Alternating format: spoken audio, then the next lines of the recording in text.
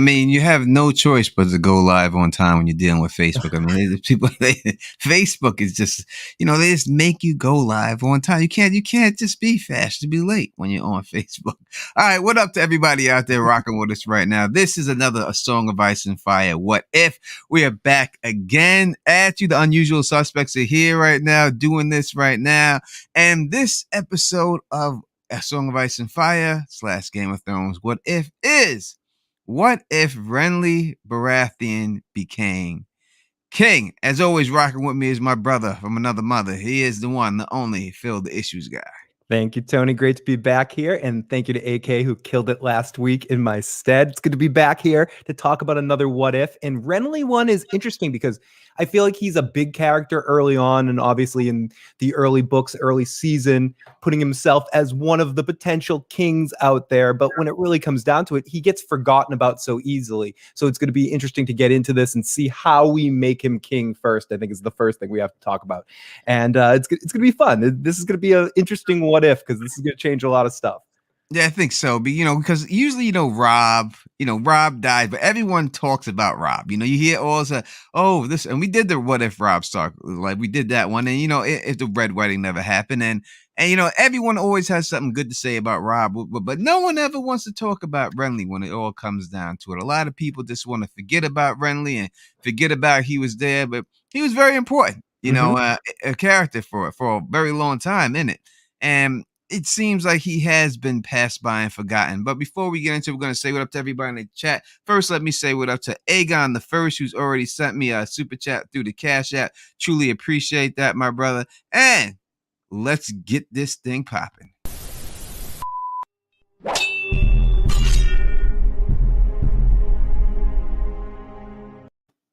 What up to all my thugs, nerd freaks, and geeks? You're now rocking with the best of Don, Tony, Teflon. If you can, please subscribe and click that bell so you can be notified every time we drop a new video. Let's give the shout outs to the people rocking with us right now. We got top tier hype in the building with us right now. As always, Jenna S is rocking with us right now. Lady Starfall is in the building right. AK47 is in this building with us right now. Carla Way is up in here rocking with us right now. Robert Smiley is here right now. Muhammad, our brother from another mother, is in the building rocking with us. We got Allison is in here. Jess Britt.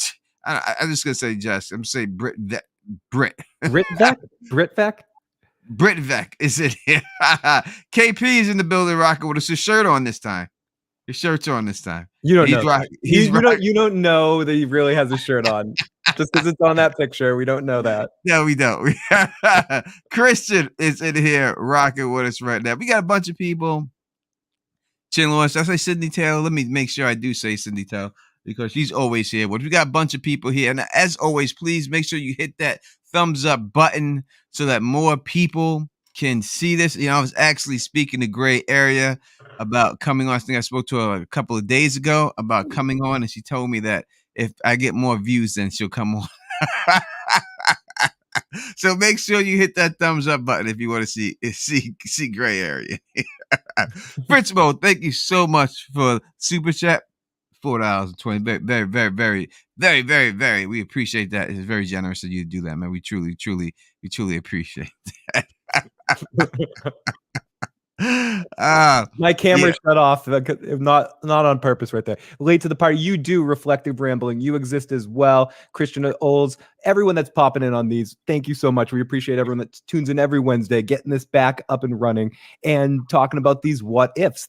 It's a lot of fun. Thank you, guys. It is. And as always, we are live on Teflon TV on Facebook if you can't make it to the YouTube page. And we're also live tonight on the Teflon page on Twitter. So give that a shot. You know what I mean? If you can't make it on Facebook, you can watch it anyway, any way you want to watch it and everything else like that. You know what I mean?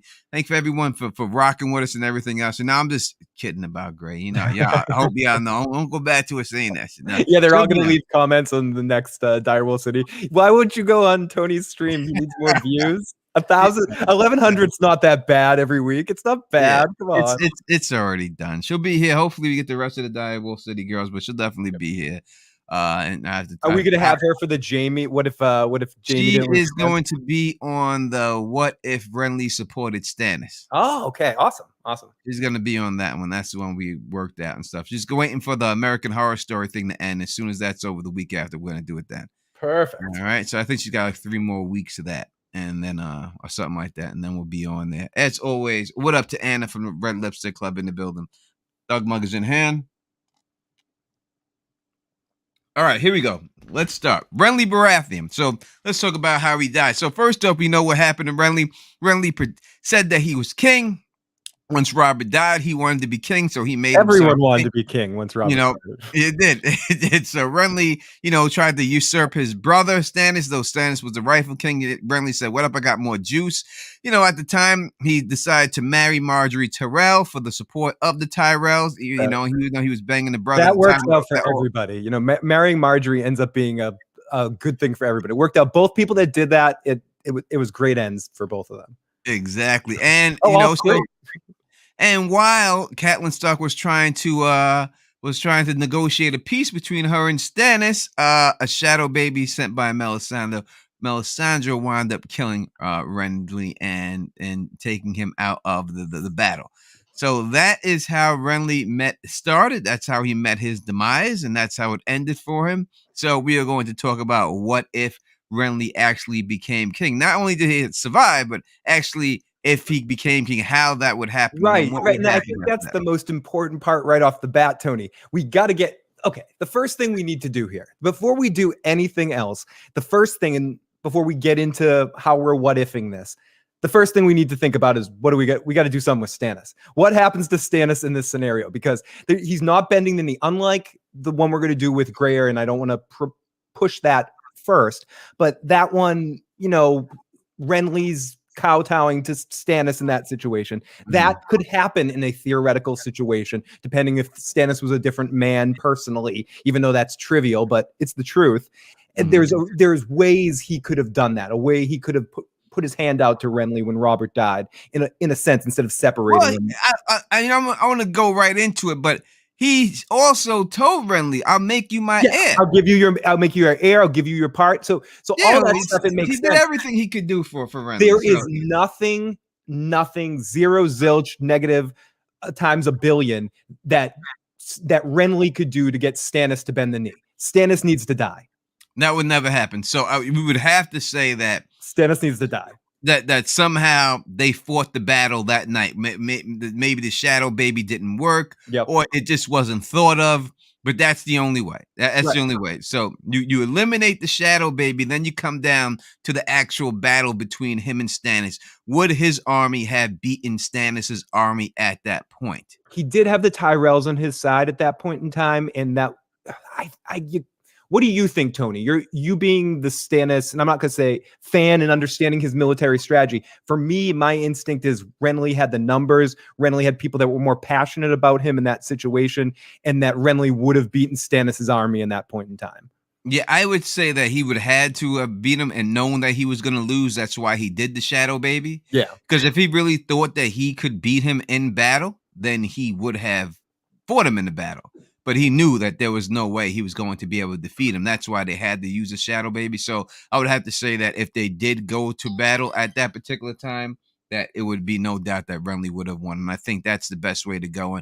And whether Stannis would have been assassinated or not, I don't know. If Renly would have gone that far to kill his brother, all he had to do was beat his army. If he beat his army, then Stannis has no claim. What's Stannis going to do? He's got nothing to fight for after that. He's got no one to fight for him. Beat his army and then put him in chains and lock him up somewhere? Yeah, just lock him up and hold him prisoner or something like that until he comes around. I'm the king now. Will he ever come around, though? I don't know if he would. Eventually, you would have to. I mean, if he's sitting on the Iron Throne and you see him standing there, what are you going to do? Get off, Renly? You gotta say get off. I mean, yes. This is the man that will do that. He will stand up in there and go, "I will cut through all of you guys like a hot knife through butter." And you're a little boy bastard. You're not a king. I know I'm talking about Barristan, but he would be that kind of guy that he wouldn't be afraid in the moment to say, you will never be my king. I am your king, and you can lock me up. You can kill me. You can throw away the key. and he's still going to say, I think we've talked about Stannis a little bit before. I think the only people of which he would accept in that way is maybe a Targaryen, or in a different scenario that we might do at a different point in time if Robert survived, to see how Robert could have maybe brought Stannis in. But I think you're saying that you think that it's quite possible that Stannis, if let live, and he and Renly was like, listen, you stay on Dragonstone, you're still going to be in the same position, that he escapes and goes to Essos and tries to find Daenerys and does a Barris and Selmy. Possibly. I think, or tries to keep coming at, basically my point is he's like the Terminator. He will keep coming at Renly, and he just won't stop in this situation. He will try different paths to get there if he doesn't get what he wants. I think you got to kill him. Davos will show up and go, I'm no big city lawyer, and bust Stannis out. So I think, unfortunately, in this scenario, I think Renly's not going to want to kill him, but his advisors, if they're smart, would advise him to kill Stannis. We have Jenna Esser saying she thinks he could have made Stannis hand. Well, you think he would have made him a hand? He'd offer it to him, and then Stannis would shove that hand right up his ass. Well, it depends, because the bottom line is, when I look at it, is I would think that Mace would want that really bad. I think that Mace may say, I have to be a hand. Like, I want that position. That has to be me. And that's just what it is. You know what I mean? So it could be a situation like that. I do think if Stannis was defeated, and he accepted Renly as king, he would be loyal. I don't think that he would keep coming back. I don't think it would be a Blackfire situation. I think if he said, all right, Renly, you have the numbers, the realm has crowned you king, I'm going to obey the law, now you are king, and blah, blah, blah. Let's keep it moving from that. I think that he would. I think that's the way he gets down. You know what I mean? He might bellyache about it like he did about Robert a bit, but I see what you're saying, that if he's defeated in battle, like purely defeated in battle soundly, in that situation, the shadow baby tries to birth, and it's just a big fart or something. It's a shadow fart instead, and nothing comes out.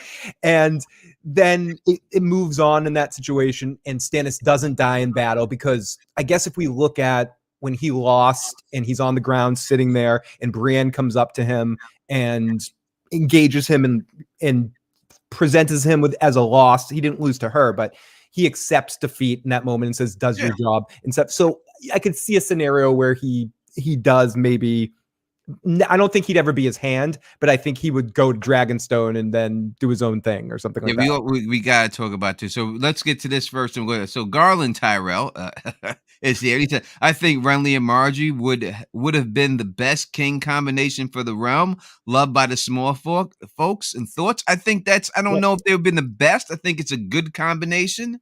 I don't know how long, because Margaery would have had to live such a life for such a long time.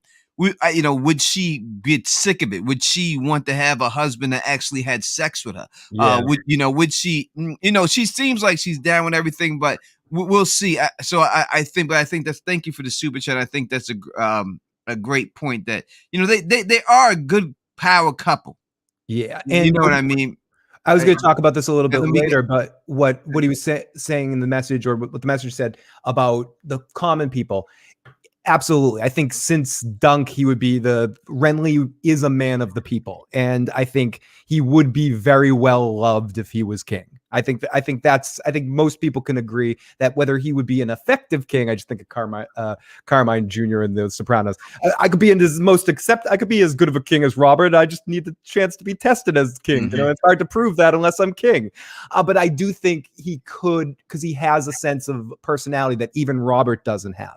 It's described as a way of connecting with people, and the way that the common folk, he can kind of look at them from their perspective. And that mixed with Margaery that we've seen in that situation, even though Margaery, I would argue, when we've seen her do it, she does it more as a way of influence, or as a way of not because she necessarily cares about people, because she likes the PR aspects of it, I believe. I'll be right back real quick. I gotta check out my watch.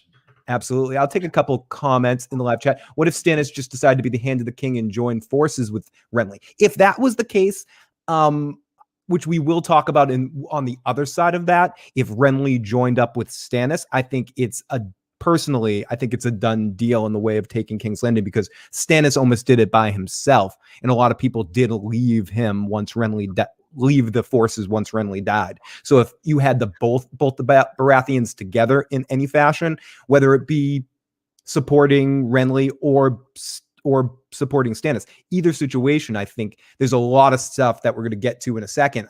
I think this force was the scariest of all of them post Robert's death. And I think it's interesting how it went out. Went out with the shadow baby stuff and went out in a puff of smoke, basically. But going into it, if you're in Vegas placing the bets, you're probably placing the bets on Renly's army at the beginning in the Battle of the Kings. He has that charisma. He had the numbers, the sheer numbers, and people that supported Robert had an easy time transitioning that support right over to him because of his charismatic nature that fit more into, and it gets described like this in the book a few times, much more like a young Robert than Robert seems like. Robert seems like a weird, Pizza the Hut going over there in Spaceballs right now.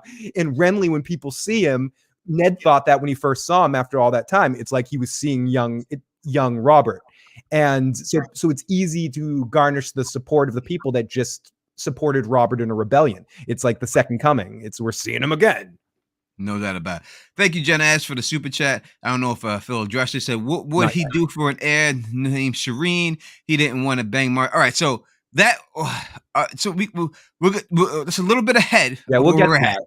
We'll take it because it's from you, darling, without a doubt. So, no, he would have had an heir. He would have eventually had sex with her and put a baby in her. Yeah. There's no way getting around it. As she said, she was like, listen, do what you got to do with my brother. And when you're about to bust it, stick it in me. Yeah, let him warm you up. And then put it right in.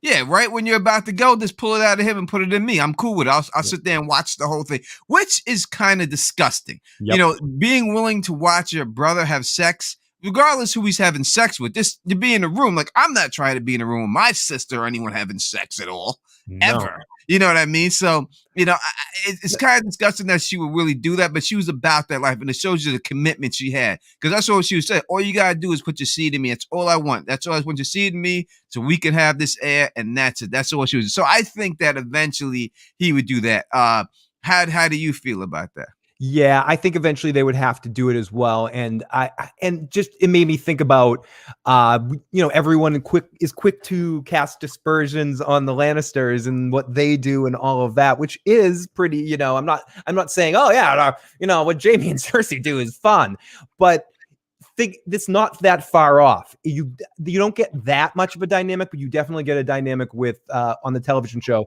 with Loras and Margaery, that they have a very comfortable sexuality around each other. The way she says that just casually, and the way that she walks in when they're in bed together at one point in time or something. I may be making up that scene in my head, but I have a memory of her walking in when Loras is in bed with somebody. It's not Renly, but it's somebody else in the future scene. Just they're very comfortable with each other in a way that is not too far off from Jaime and Cersei. I mean, people are like, you're an idiot, but no, it's. I mean, if Jaime and Cersei are a 10, they're a 6.5 on that scale. It's not the same, but it's not too far. I would say, what up to Corley's Whitefire in the building? What up to my man Q's up in the building, rocking with us too. Let me see what up to my brother. Both my brothers right there, real quick. All right, so let's move on. So he defeats Stannis in battle. Yes, I would have to assume he's not going to kill Shireen. I don't see him killing his niece. He's not going to do that, and I don't see any way Renly kills. Melisandre dies. Melisandre's got to go. She's definitely. Does Davos die? Davos probably dies. No, I don't think she'll kill Davos. I don't think Renly's this big citadel. I just don't see Renly as this huge. Yeah, this huge like murderous person. I think that he wins it, and he's not going to go around and kill these people. I can't see him killing Davos and his niece. Even if and I think that if they tried to suggest to the Tyrells that he would stand, because you gotta remember, he's the one that's going to be king, not the Tyrells. So they may have some sway, but and Loras is on his side because Loras is his man. Does he have? And I guess to your point, even if the Tyrells do have the influence over him compared to some of the other houses, they're a little less bloodthirsty too. As long as, I'm not saying they're not going to want to assassinate some people that we're going to get to later in this storyline. But in this situation, I think most of Stannis's forces, if they agreed to join, they wouldn't be. They would get at least a Dany scene from the final scene. Join me or die. You'd at least get a join me or die, and it might even be join me or go back home. I don't. I agree with you 1,000% on what you're saying about him. That I don't think he's that kind of person. I think out of the three brothers, it was shown in the show, like when he sees blood and he's like, ew, he's the least bloodthirsty. He's the least, not that Stannis is bloodthirsty, but he's not affected by it. He doesn't care.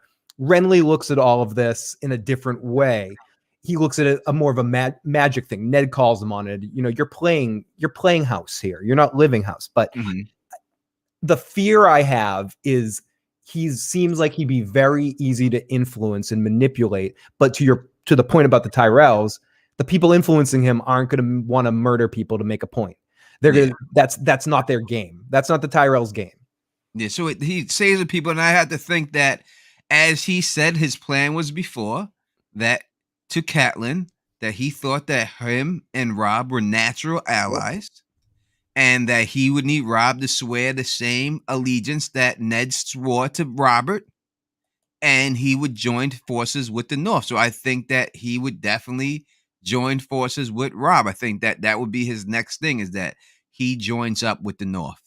Yeah, and he seemed to have a good, easy vibe with Catelyn when he saw her right at that point in time. To your point, right before he got killed by the Shadow Baby, he was, at least in the show, he was with Catelyn and Brienne in that situation, and kind of having, you could tell that there was a future to their interactions. I remember first run watching it.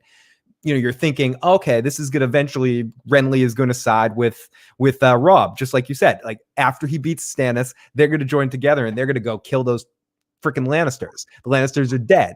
And obviously that didn't happen.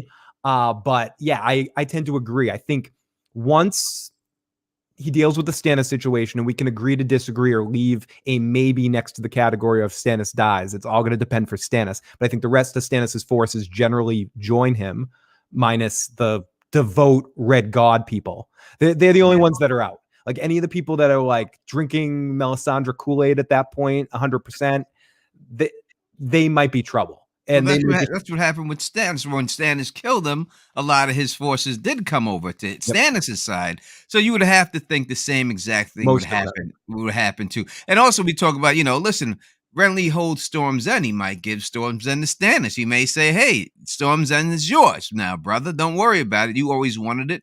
Now it's yours. But, Mace may say, I want Storm's End. But Renly, I think, would keep it in the family, the Baratheon name. He try.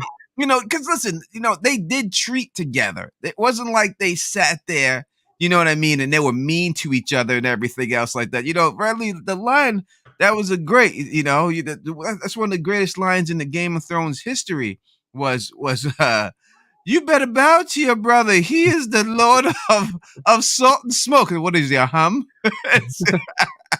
That's one of the greatest lines of all time. I love that line. You know what I mean? Renly was funny. He had some jokes. Not as funny as Stannis, but he does have some jokes about him and stuff, So now Jenna S asks an interesting question. I wonder if Renly would have given Robb the North, though. Do you think he would have agreed to letting Robb be king of the North if Robb didn't have any claim on the?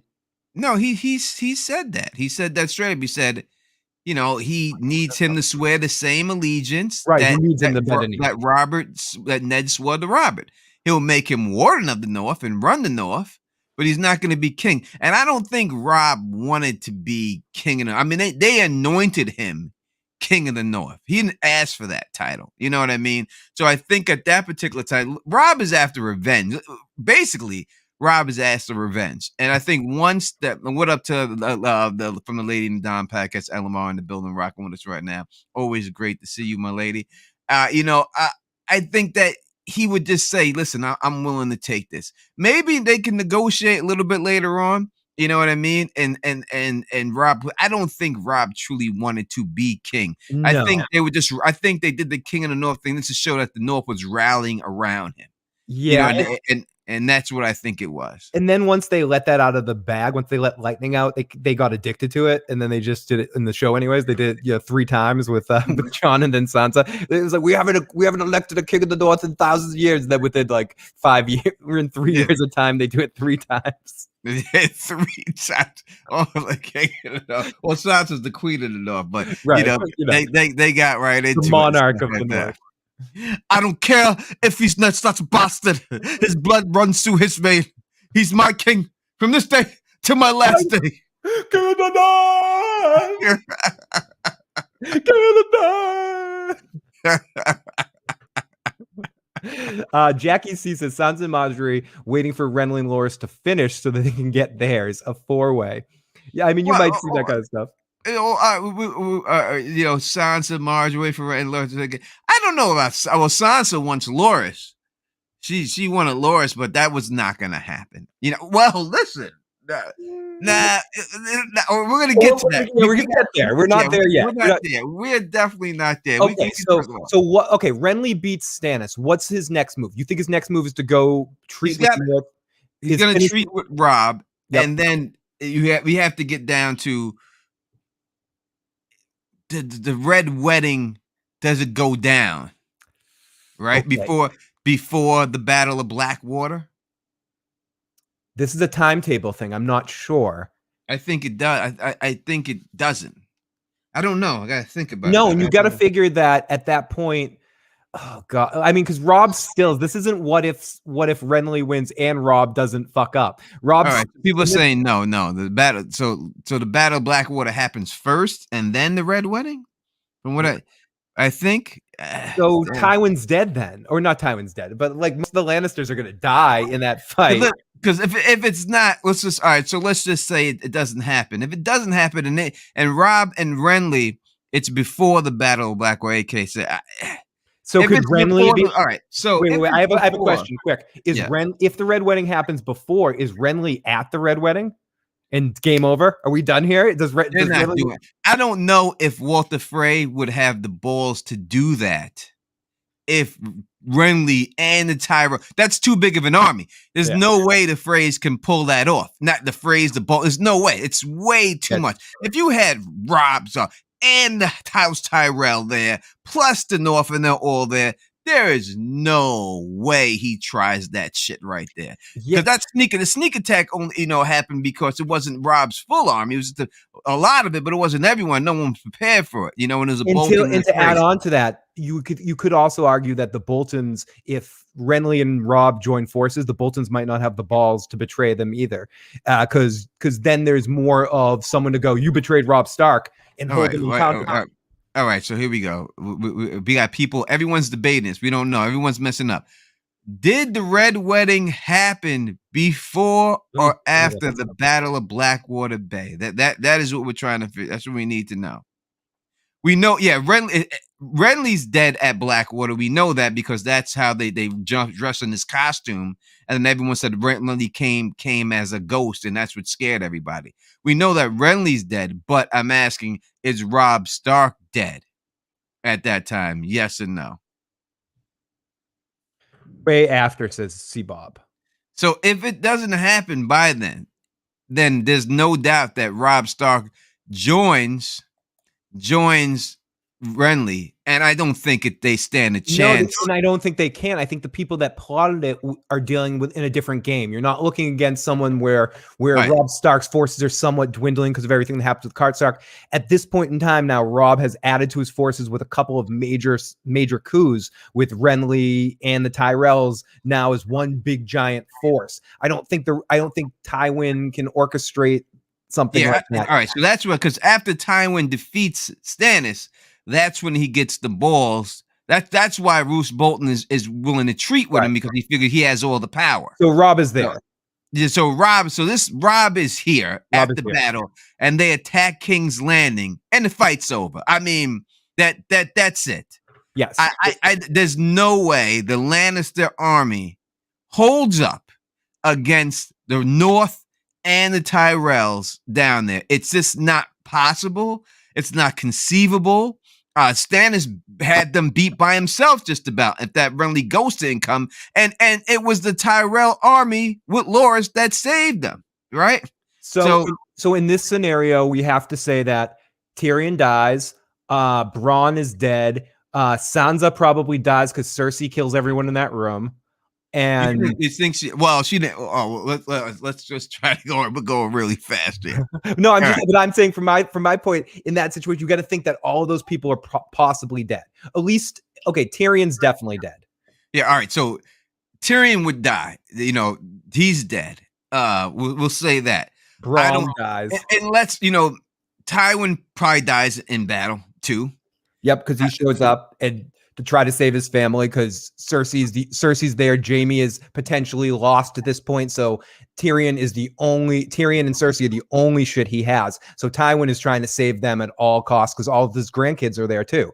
I don't know. Sansa's a bargaining chip. I don't know if they would kill her. Cersei was about to kill her and everyone in that room if Stannis was breaking down. Maybe that would change with Renly because in fairness to your point, Tony, Cersei was going to do that because she felt like she couldn't do anything with Stannis. Yeah. Couldn't manipulate him in any way. She may feel differently about Renly. She may know Renly has a heart and won't kill the women and the children. So Cersei probably doesn't poison everybody, but she does get killed. She does get killed. I think she probably, in some way they would have to. The Lannisters are paying. If Robb is there, all Lannisters die. This is it because Robb is there and Robb is a part of it. And listen, not just Robb, Catelyn, right? If Catelyn shows up, then Cersei's dead because you did this to her daughter. And Catelyn's ruthless. Like she's not playing. Catelyn's with them. They're dead. So, the Lannisters get it. I don't want to say that house is extinct. They may keep the children, but all the main characters, Tyrion, Tywin, and Cersei, and they she's all get sending killed. a raven with Order 66 for Brienne to kill Jaime. Like it's all happening at once, like the Corleones at the end of Godfather. Like it's going to be one strike where every Lannister dies and Catelyn's sitting there smiling and laughing. There's no chance any Lannisters survive this. Joffrey, only the kids. I mean, Joffrey gone. You could forget. Maybe Tommen and Marcella. Maybe. Yeah, that would be it. It would be Tommen and Marcella if anyone. But without a doubt, we got a voicemail. I guess Jenna said she left a voicemail. Ooh, yes, we do. But I would say there's no doubt that Joffrey gets it, and he gets it hell. He gets it but bad. There's no way because once Sansa tells them what Joffrey and them did to her, it's over. You know what I mean? Once she says, "Yo, this is what this guys did to me." Now Sansa could save Tyrion. She could step. That's the only way Tyrion lives if Sansa steps up. And Shay could say to Sansa, "Tyrion is a good man. Save him in that situation." Well, Tyrion was good to her, and he made. They could say, "Listen, Tyrion, you take over Casterly Rock. You bend the knee to us, and you go back to Casterly Rock." He's on the battlefield, and he probably maybe doesn't make it. I don't know. That would be the way if he dies on the battlefield. He would have to die right then. Because remember, he's injured when he sees them come and scoop him up. So do they just kill him when he's injured and he gets better, or do they nurse him back to health? And that's how it would be in everything else. Aegon the First asks us, will the Hound die in this battle, or does he make it? I think he's still pieces. I think the minute the explosion happens and Tyrion still does that explosion. You may not have that. You may not have the whole them trying to ambush it through the water. Oh, that's true, because they have whole change situation and all that. That may not work. Yeah, because they have the numbers to actually charge the charge. Just like the way you seen Renly and Tywin come right through the gate and charge, it would be that with the Tyrells in the north. The king of the north, and that's it. And it's done, and they're just gonna charge it right down. And say, "What up to Bridge 4 rocking with us right now in the building, rocking with us." So make sure everybody questions about that. Does Sandor still flee? Does the Mountain go AWOL? Let's talk about the Cleganes for a bit. We glossed over here. What do you think the fate of the Cleganes in this situation? I think the Mountain dies because I think the Mountain goes out fighting, killing a lot of Northmen, but eventually being taken down. He would, He if they were in the battle, they're dead. The Hound has a chance to survive. I mean, I don't. It's not if the only thing that scared the Hound was the fire. He wanted to get out of there. Now, if there's no fire and makes him to retreat and there's no big fire, that means she just fights till he dies. I just think he's smart enough. Not smart The enough. Hound? Sniveling enough to, if he feels like he's going to lose the battle, he'll peace out and try to steal some money and get the hell out of there. Well, would he go back and try to grab Sansa? I don't know. You know, because Sansa, and then go sell her to Catelyn. But then Sansa's going to be like, I'm not going anywhere. Renly's not going to hurt me. It's like she knew Stannis wouldn't hurt her. That's why she was like, Stannis is not going to hurt me. I'm staying right here. I'm not going anywhere. Stannis has got me, because she thought Stannis was going to win. You know what I mean? You would think the same thing about Renly as well. I guess you're right that the Hound, the main reason he left the battle was because of the fire. So he would probably be out there, and you got to think him and Bronn would likely die or be captured as prisoners. If anyone was going to peace out, it'd be Bronn. Bronn's smart enough to see the writing on the wall and get the fuck out of there. Once he sees that direwolf run through the breakthrough, because in this situation, Rob's in there with Grey Wind, and this is an animalistic situation when they get there. Like they, no other men are cutting through these people like nothing, and having fun like a hot knife through butter. Second time I've referenced that. Yeah, and having fun doing it. You know what I mean? So he would probably just be Bob out. says the Hound won't steal money, though. He's not a thief. No, he's a rogue in a sense. He picks up the spoils. The Hound rolls out, probably fucks off to Essos, says AK. That's my headcanon of it, because I want to believe that the Hound survives because he's so honorary. I want to hear him say the C word a few more times. That's really just what I want. But the Mountain is dead. Rob wanted to, the Mountain doesn't survive this situation. No, the Mountain's go. The Mountain's he's got to go, and there's no way he'll make it. The Mountain's gone. Mountain's out of here. And Joffrey immediately dies. And so in this situation, Joffrey's dead. There's no surviving for Joffrey. All right. Obviously, this whole thing is about him being a bastard, and him not being Robert's heir and everything else. So Joffrey's dead. There's no surviving Joffrey. There's no surviving Tywin. There's no surviving Cersei. Only one who has a chance to survive would be Tyrion, and that would be if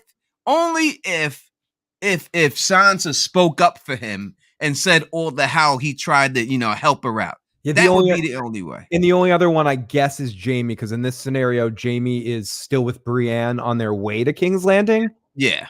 And I joked about Catelyn sending something to kill, but I guess Jaime's path is still the same, but maybe his hand still gets chopped off and he has a chance of it at a redemption arc, but he's probably assassinated eventually too. If Bran says he pushed him out the window, then he's done. Yeah. Then they would kill him too. Because it's Catelyn. That's the whole thing. If Catelyn's there and she, listen, but what did she say to Rob? You're breaking my sword. We have to save your sisters. After we save your sisters, we're going to kill them all. Yes. That's we're killing them all, every one of them. We're killing them all. We're not negotiating with them. We're going to kill them all. Like that's Catelyn Stark. Kill them all. That's Catelyn Stark. So if Catelyn's there, they're all going to die. Yes. And in this situation where we figured out, thank you to the audience, because I have no sense of time when it comes to stories. It's one of those things that you can read all the facts. And a lot of times when you think about universes, whether it be Star Trek or Game of Thrones or other things, I tend to not always know what happens at the same time period in different things. So I appreciate the chat for helping us out there. And this is way before the Red Wedding. So yes, both Catelyn and Robin, unless Catelyn goes back to Winterfell at that point in time when they go up to King's Landing. But at that point, she's in. I think if it joined up, she'd want to be a part of that group, watching the Lannisters die and saving Sansa at that point. She would think. Chrissy Evosone's in the building rocking with us right now. And Carla Way, in case I didn't say, Carla Way's in there. Carla Way's rocking with us too. And everything else. Yeah. All right. Let's play the voicemail that we got. We got a voicemail. Here we go. Play that before we go on. Jenna S. Here we go. Not Jenna S. Jenna H. Hi, Tony. Hi, Phil.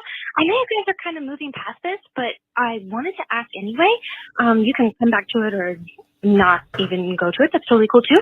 But if Rob really wanted justice, which I totally agree with. I think that is what he wanted. He didn't really want to be king.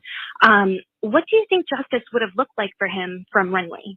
Do you think Renly would have given him a head or a hand? I don't know. I thank you so much for that. I think we just talked about it.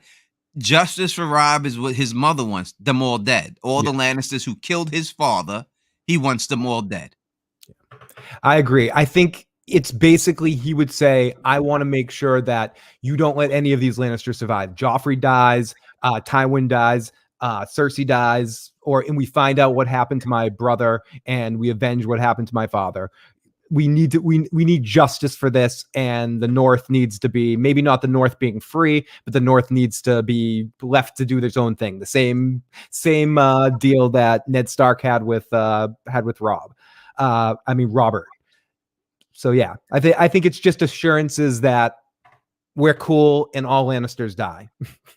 I think that's exactly the way it would have to go down. I would love to see that No Name, and I that's one of the things. Even though I love Jack Gleason's performance as Joffrey, I think he kills it in that part. But I do enjoy in the book that when there's talk of one-on-one combat between Robb and Joffrey, would be more of a battle. Joffrey's put, even though he's still sniveling and whatever, he's put on a little bit more skilled.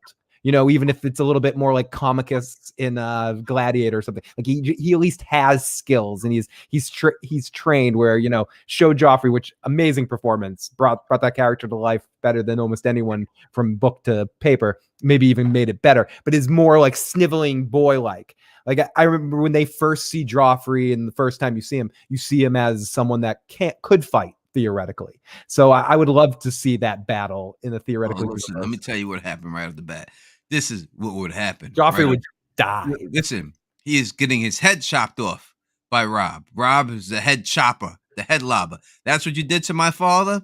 This is what's going to happen to you in front of everybody, in front of the public square. He's going to put their heads down one at a time, and he's going to chop all their heads off. Every one of them. That's how Tywin's going to die. That's how Cersei's going to die. And that is exactly how Joffrey dies. They will all get their head chopped off right in public, just like they did to their father. There would be no doubt about it right after that. It would be no doubt about it. And it would be with ice, I want to say, AK, because ice would not have been melted down at this point. Yep. Nope. That happens post Red Wedding. Yeah. So once that goes down, they still have ice. They get ice back, and he would chop every one of their heads off right in goddamn public. Whoosh, whoosh, whoosh. Yeah, and that would be the deal. And to answer Jenna's question, that is the deal that he would make with Robb, make with Renly, being able to do that and to get Robb's support, because as we said a bunch of times here, Stannis almost did it with, yes, some people came from Renly's army to join Stannis, but Stannis almost made it, even losing all those people with the Blackwater explosion, and he almost took it. Now, if you have a full force, Renly with most of Stannis's forces, mixed with Robb's forces and Tyrell forces, they take King's Landing rather simply, and especially with the Northmen there. So Robb has owed his blood, owed his eye for an eye, and the Lannisters get their head chopped off by ice. And that's the next step in this situation. And then Robb heads back north, and Renly starts his rule as king, which leads to a couple of other things. This doesn't end our story here. We still have many other things to deal with of what happens after this point. There's a lot to go on to. This is just him becoming king. Then we got to talk about what happens after. Bridgeforce says this specifically to you, Phil. He says, in a few minutes, I'm a few minutes behind still, but Hound had bank after winning the joust tourney. Beric stole later on him. IOU. Yes, he did rob the Hound. You were right. He did. It was the other way around. I'm talking about the Hound robbing people, and the brotherhood's robbing the Hound. Poor guy. He just wins. All he does is win. Just win, baby. He's a raider. I used to say that all the time, like when I was young, growing up, we were in Queens and everything else like that. And I used to be like, yo, you know what? It's the people who have nicer clothes on you out here will rob you. I said, you'll get robbed by people in full polo down, and they'll rob you. Like they got better shit than you in there, Robin. They gotta keep in the freshest stuff. How do you think they Jesus afford that Christ, shit? bruh. You're supposed to be broke to rob someone. These dudes is all iced out and everything else, and they still robbing motherfucker. I'm like, God damn, how much y'all need? What up to the Sporking News Podcast, rocking with us right here and everything else. Make sure everybody please hits that thumbs up and that like button, like Jenna asked. And thank you so much, Jenna S. And a good question before it plows by. I want to Lil stir. I'm gonna destroy names. Now it's my turn. Lil, I just destroyed the name. I did. Lil Stress. I did it. I love you, Jenna. You know I just No, keep it fucking going, Jenna. Leave it at the best. I usually, and everyone, if anyone wants to call in, I'll leave the number in the chat too. 781-990-8509. Again, 781-990-8509. Leave us a voicemail. Also, if we miss your comment in the live chat and you want to make sure we get it, you can also text that number. Lil Stress says, I usually listen to this with, I didn't know my Star Trek thing. No, but that's not what I wanted to question. Where was the question? Of course, I lost it. But someone asked, what happens with Arya in this scenario? Does Arya get found? Where is Arya at this point? Is she with that? This is before the Hound finds her. So Arya is with. She's still captured. Yeah, because Arya's off with she's off after Ned gets killed. Arya takes off with all of them, so she's still gone. Yeah, she's with Hot Pie and Gendry at this point. Yeah, she's with them at this particular time, heading up. So she doesn't get taken by the Hound or and Beric Dondarrion and all these guys. She's with them, right? So they would bring her back. Yep. Beric Dondarrion them. They would bring her back, and she would eventually end up. Arya would eventually end up at King's Landing once Renly becomes king. So at this point, just to catch up to where we are, Renly has taken King's Landing. Robb has assassinated all the Lannisters, and Renly is king right now. And in this scenario, I think Arya eventually, right around this time, is eventually brought to King's Landing and presented as a gift to Renly to present to his allies. And I think Arya is maybe even when everyone's still at King's Landing, they're like, "Oh, the Starks are there. Let's bring Arya. Let's head there. A new king. Renly's king." Yeah, no one's messing with Arya at this time. When you know what I mean, the Hound just tried to bring her back there to the Red Wedding, and then she got and then they all died. You know what I mean? But it wouldn't be that scenario. If Beric Dondarrion ran into her and they knew she was Arya Stark, that would be the end of it. They have no way there's anything bad is going to happen. Let's take these super chats real quick. Amelia Christian said, when do you think Catelyn and Robb would find out Arya was missing and how they? All right, yeah, I think we just answered that. That's why we did it. Yeah, I think they would bring her back for that. Thank you for the sticker. It says keep it up with a guy working out and stuff and lifting and shit. Thank you so much, Sporking News Podcast. And we just got another voicemail as well from area code 240 that we'll play in a second. All right, Kelly Johnson, thank you. T, if we're Merc Captain, who would you back? Who's he talking about? I don't know. Who's Merc Captain? I'm not sure. I don't know. I don't know. We have to be a little bit more. You let me know, but I don't know what the Merc Captain is. Maybe I should, but I don't.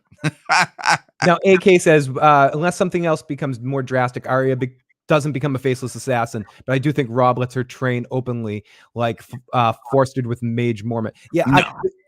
I don't. I think she becomes a lady, unfortunately. And I don't see that. I don't think there's anything that has shown that she would. That Robb would be down with doing that. Oh, if you were a mercenary captain, all right, a mercenary captain, who would I side with? I'm signing with the North. I mean, and I'm a Baratheon, so I'm signing with the Baratheons. That's my house is Baratheon, so that's who I'd be with it, no doubt about it. Yoren, yeah. Arya's with Yoren right now, who'd get word about the change in the leadership situation. The Lannisters would be in trouble. All Lannisters would be murdered on sight. The other guy wouldn't be as. I'm sorry, I just had my dog roll past. The other guy wouldn't be as. I think Arya would end up back in King's Landing before I go into. Arya, nothing bad is going to happen to Arya, no matter what. It's impossible for anything bad to happen to them right now. So the only Lannister that has a chance of surviving this is Tyrion Lannister, and that would be because Sansa sticks up for him. And maybe Jaime, maybe. Jaime's not surviving. He pushed Bran out the window. He's going. Who knows that, though, besides Bran? I mean, Cersei's gonna give that up before she dies because she's bitter. Jamie isn't there to save her. Kelly says, I thought you were House Teflon. I am House Teflon. You know that. I'm saying who I back in the show. I'm Stannis guy. Yeah, House Baratheon is a banner of House Teflon, not the other way around. That's I know what I said. They bend the knee to me. Yeah, and that's exactly. what it is. That's just what it is. That's the way it goes. You know what I mean? So, but thank you again. And that's what Kelly Johnson again saying that Don works for the highest bidder. Well, everyone, like the $1 Million Man said, everyone's got a price, right? Everyone's got a price. And that's it. For the $1 million for the $1 Million Man. All right, we have another call. Here we go. This is the call. Let's take a look. Here we go. Give me 1 second. The area code 240. Thank you for the voicemail. This is Marvin of House Balarion by way of Brooklyn, New York, living in Silver Spring. I have one question that I have to ask with your question. Who gets Storm's End? Because if Renly becomes king, then he gets King's Landing and Dragonstone and Storm's End. And if Renly eventually has an heir, then that heir would get Dragonstone. Yes. But who in between that time would get Storm's End? Great question. That's what's up. Big up to Brooklyn, man. You know what I mean? Birth to Brooklyn, Queens in the building, Brooklyn in the building. Let's do it. New York, this is how we do. All right, you know what I mean? I would say if Stannis is alive, it would be Stannis. If Stannis is not alive, it goes to Shireen. I think that Renly keeps that in the family, regardless. You know what I mean? I think he keeps it in the family, and I think it would be Shireen. He'd give it to Shireen, no problem. If Stannis wasn't alive, it'd go to Shireen. Who do you think gets it? I tend to agree with you, but just for devil's advocate, I would say maybe the Tyrells would push. You were talking about Mace Tyrell maybe wanting that, but someone asked earlier in the chat, just to piggyback with the question about what would happen to Casterly Rock with the Lannisters gone. So you solve that problem essentially, where you could give Casterly Rock to the Tyrells, and I think that would satisfy Mace. I too. So if you killed off Tyrion, then you give Garland Casterly Rock. Casterly Rock, done. You know what I mean? You give Loras' oldest brother, he gets Casterly Rock. They take over Casterly Rock. And I think that works out. You have to kill Tyrion off like that. Tyrion, I know we want to say that Tyrion has a chance to survive, but I think Catelyn, even in that situation, even though Tyrion helped her in that situation, helping her out with the Hills tribes and escaped from the area and all of that sort of stuff. Catelyn still doesn't necessarily like Tyrion. She just begrudgingly says, okay, Liz is crazy and Tyrion got out of this somehow. And he makes a little sense. She still is like, he's a Lannister. What did I say? Did I say Garland? I didn't say Willis. I meant Willis. You said Garland, but yeah, I didn't know enough. I didn't know enough to correct you. I meant Willis. I'm sorry about that. I didn't mean Willis. Willis would be the one to get it without a doubt. I'm sorry about that. That because I seen someone here with the Garland name, and that's what put Garland. What about Kevin? Meaning, what about Kevin Lannister? He gets hunted down and killed too. Keevan Lannister, yeah. I mean, if he's in the war, he's dead too. They're wiping them all out. Listen, this is what it is, man. Catelyn Stark is there to kill everyone to end the Lannister name. The only way she doesn't end the Lannister names is if the kids are there. Now, listen, could they marry one of those the youngest daughter to a Tyrell and put them in Casterly Rock? And then when she gets of age, have a baby with them and then have some Lannister blood in it? Quite possibly. I wouldn't say it's too far-fetched. Does Cersei kill her own? Or does Sansa go to the Tyrell brother, the other Tyrell brother? She wants to be a Tyrell, and then she becomes the female of Casterly Rock, and they take Casterly Rock over there with that. Could that be a possibility? I also have to add again, I know she did it because of Stannis, and I was talking about this earlier. If it looks like Cersei is facing near death and she has access to her children, she would kill Tommen and Marcella before she died. Because she wouldn't trust other people around them in their future. She is that petty. If she felt like she was going to die, she would find a way to bribe somebody and kill her children and smother them in the night, so they wouldn't survive in a world without her. So I think in this scenario with Cersei being killed, Tommen and Marcella unfortunately die too, because Cersei is that petty, sick of a freaking person. Well, it may not, because Marcella is gone. Is she already go? Oh, she's already in Dorne. God She's bless. in Dorne. She's the only surviving, because Dorne's not. At that point, all the Dornish get their bloodthirst for dead Lannisters, and Yes. Marcella never really, like, in the Viper, stays in Dorne. But they could be like, Marcella is the heir to Castle Rock, and we want Castle Rock. That's a we good got point. her. So it could be a problem that way, where they could. But it would be an interesting thing. She may have to die for that, so that claim doesn't come. Does the Viper come up pissed off that someone else got his blood, that someone else killed the Mountain, that someone else took out the Lannisters? Is he a little pissed about that and has a little bit of an attitude? If he is, then this makes them join up with Daenerys a bit. This would get there, yeah. This would be so we would have to get to that point, but there would be a reason for them to join up with Daenerys and try to overtake. And try to overtake them real quick.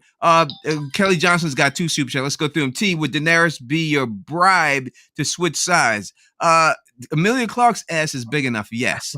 So that would be no doubt about it. He asked you, Phil, would you have your Mercs X out?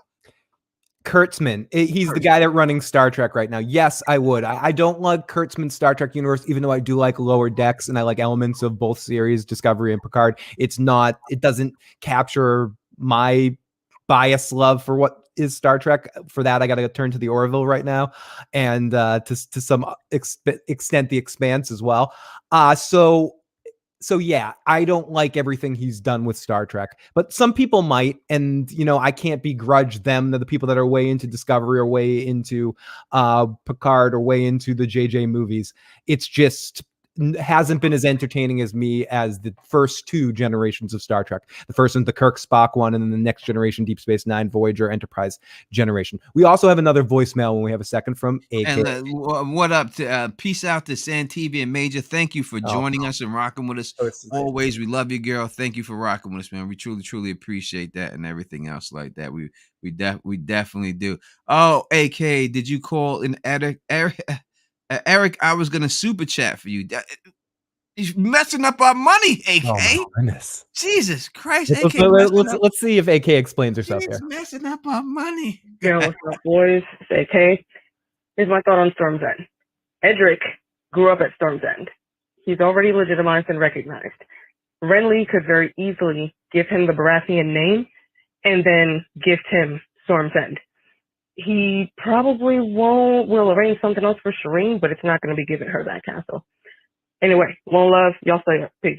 So interesting point around Edric, and just in general touch upon Robert's bastards. Does Renly legitimize any of Robert's bastards in this scenario? No, I don't know if he really has to at this particular time. It really doesn't make a lot of sense. Now, could he give to him? I do think he could, but it depends. If he killed Stannis, let's just say if he killed Stannis and Stannis is dead, then he's gonna make it up by giving his daughter Storm's End. Yeah.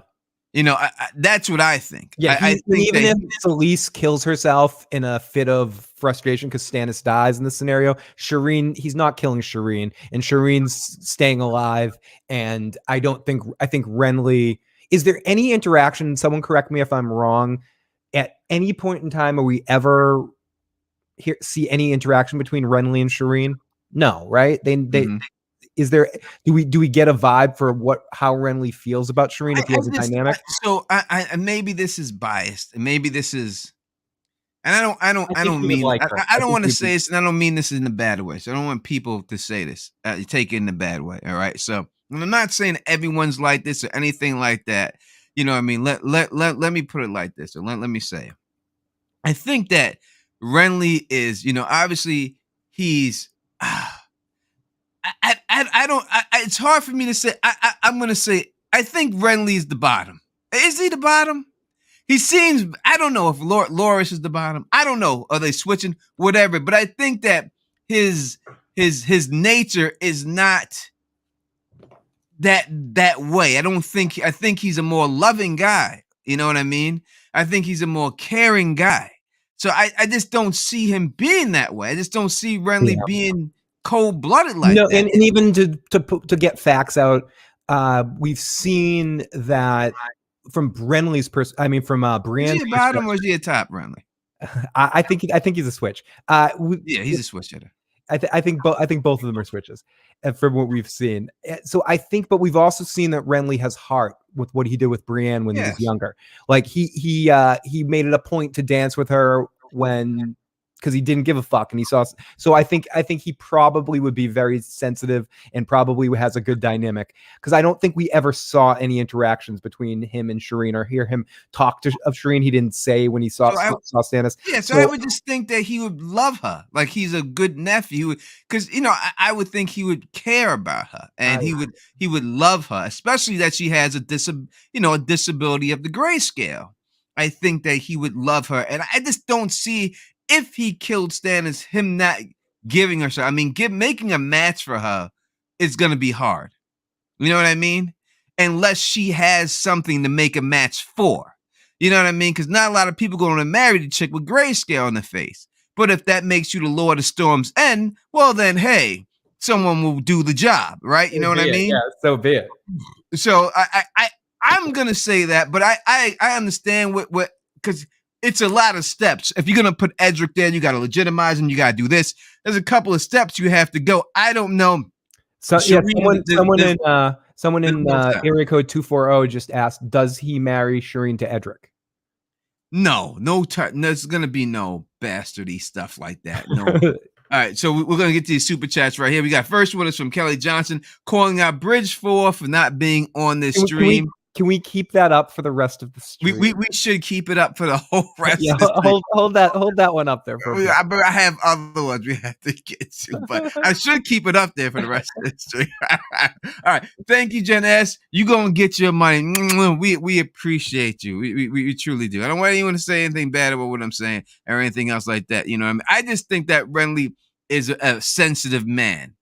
And for that reason, I think that has to do with his position in life, that he's grown up like that. You know what I mean? He's the baby in a family. He's shown a more sensitive heart. He's grown up in a little bit more of luxury than his other two brothers as well. Or part of a revolution. I mean, he was a kid during the revolution and then grew up in the world essentially where Robert was king. Mm-hmm. All right. Next, Amelia Christie said, "What do you think happens with Littlefinger?" All right. Thank you, sir. He's the walker. No, he dies. He's dead. Renly hates Littlefinger. He can't stand. He won't buy Littlefinger a friend. He wanted to kill him when he was on the council. When he was on the council with Littlefinger, for Robert, he wanted to kill Littlefinger back then. Yeah, I mean, Littlefinger's out. He's out of here. The more important one, though, especially with our end part, the last part of this discussion that we're going to get into in a few minutes here, does Varys survive in this scenario? There's no reason for him not to, because no one knows nothing that he's doing. Right, but which sets up the future events very ominous. I can't say that word. Very scary. Mm-hmm. Because his plan still is in effect, Varys. His plan would still be going on. Ominous. Sorry, I was Yosemite salmoning trying to say that word. I didn't want you guys to have to hear that. Why is Renly King being so awesome? Because he's generally a kind person compared to some of the other people that we've seen in that king situation. That's why I said where common people, likable, whether he's a good, effective king is irrelevant. Well, we're going to get into that in a minute and what we think at the end and talk about whether we think he'd be a good king. But I do think similar to Egg. He's going to be a man of the people. He knows the people in a sense. He's a kinder kind of person. That doesn't always end well, as like with the Egg, it didn't end well. But I think he does have a kind heart. For sure. Doubt about it. Kelly John says T should team up with Brown Ben to conquer. Well, I gotta be Brown Ben.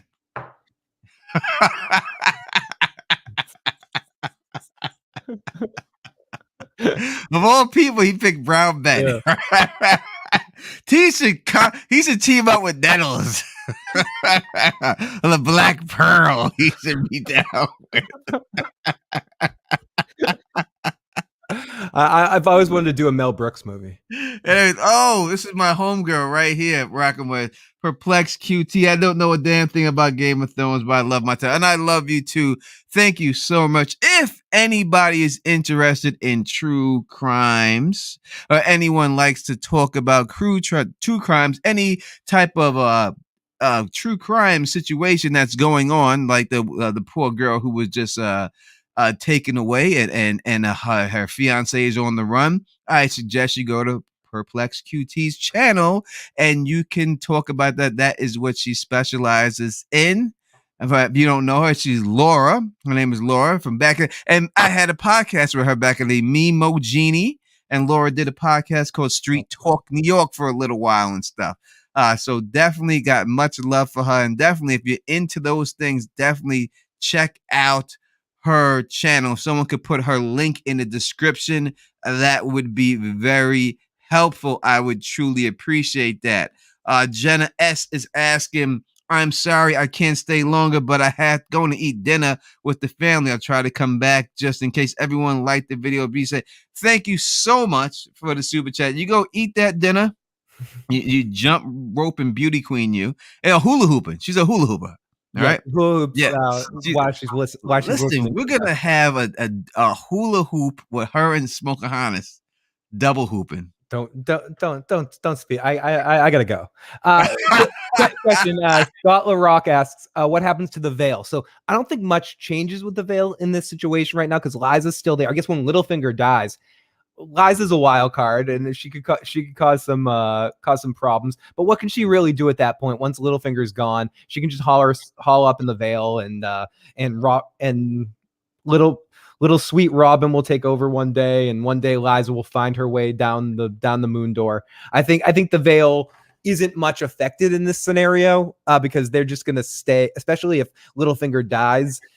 Liza's not going to know what to do, and then she's going to come and play the doting sister to Catelyn to kind of like try to play it up, and then the Veil's just going to support this whole situation. So I think in this situation, the Veil does commit their support to House Baratheon because it's just now an extension to Robert, and when with Littlefinger gone, Liza's not going to know what to do, and that's the only thing to do to save face. Yes, make sure Robin is Lord of the Vale one day. Yeah, and make sure that's never comes out what happened to what she did. You know what I mean? She has to keep in mind. Angie's asking, do you think Renly would be able to take out the Septon? So you're saying that like the ones who definitely thank you, AK, for putting that link in the description. You mean like what you call it? The ones that take over, the ones that shame. Yeah, I don't think you get that problem with them because there's no incest. That was the whole thing with Cersei and everything else. It was all that incest, and they gave her a reason. And Cersei gave them the power. That's the forgotten part. Like she was trying to screw with Margaery, and that all doesn't happen anymore. So you don't have Cersei basically making an amendment in the Constitution, essentially, to allow the religious people in Westeros to carry weapons again. I think that's essentially what it was, and form their own army, which was cast away by one of the Targaryen kings many centuries ago because of problems like this in Westeros. So Cersei destroyed all of that with no forethinking and gave the weapons back to the High Septon and whatever that guy, what was his name? I'm blanking on his name. I can remember the actor's name. So that was all Cersei's fault. So if Cersei's dead, that doesn't happen. They're never you never had that. Let me give a shout out to my man Optimus Drags up in the building. Rockers, my little boy, little brother right there, my little homie right there. You know what I mean? Rocking with me right now. I see him up in there. You know what I mean? I seen him in the restaurant a couple of times, rocking with us and stuff like that, hanging out with the Don. He's trying to start his YouTube channel going and everything else. Everybody give a shout out to my little man Optimus Drag. I think he's like 10, 11 years old. You know what I mean? Rocking with us right now. So what up, homeboy? Yes, I do remember. Of course I do. Of course I do. You know what I mean? Without a shadow of a doubt like that. Listen, I'm going to put Reflective Rand says, so when does Jenna come on as a guest? We had her on once and it was a little shaky. We're gonna have her back on. I will say this, You know what I mean? He's 13. I'm sorry, I said 10. Sorry about that. 13. 3 whole years. 3 whole years. It's a big 3 years. We do have another voicemail and another text message. Text message from 240 says, And I will say this. So right now what we have scheduled is Gray Area will be on. We have her schedule. The Sporking News podcast, I met him a little bit ago, and I always told him that he can come on here and rock with me. I just wanted to build the show up a little bit before, you know what I mean, and get some viewers on here so he can come on. So he'll be on here. We'll have him on one of these, no doubt about it. We're definitely going to have him on one of these two and so like that. So those are the guests that are lined that we're going to have on here. But number one will be Gray Area. She'll be on here in a couple of weeks.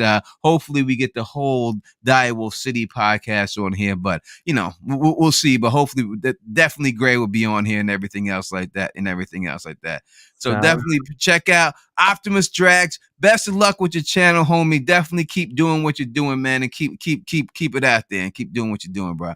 Fritz Mose, where is James from?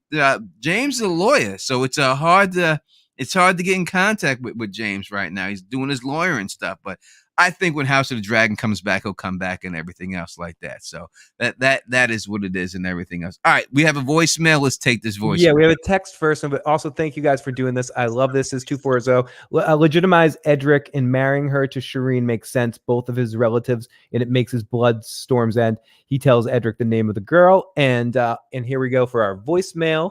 Thank you 240, and this is from Zero Code 708. Let me turn the volume up here. 708. Hey guys, it's Lord Corliss. I don't know if you've already covered this, but just in case you haven't, I wanted to know, what do you guys think would happen to Mel? Like, do you think she would die? Would she make her way towards Dany, or perhaps maybe towards Jon? I know, just really curious what you guys think. All right, thanks. Peace. Die. He said I tried to leave a voice, so I don't know if it actually went through. Yes, it did. There you go. There you go, brother. Definitely did. No, she's gone. Yeah, dead.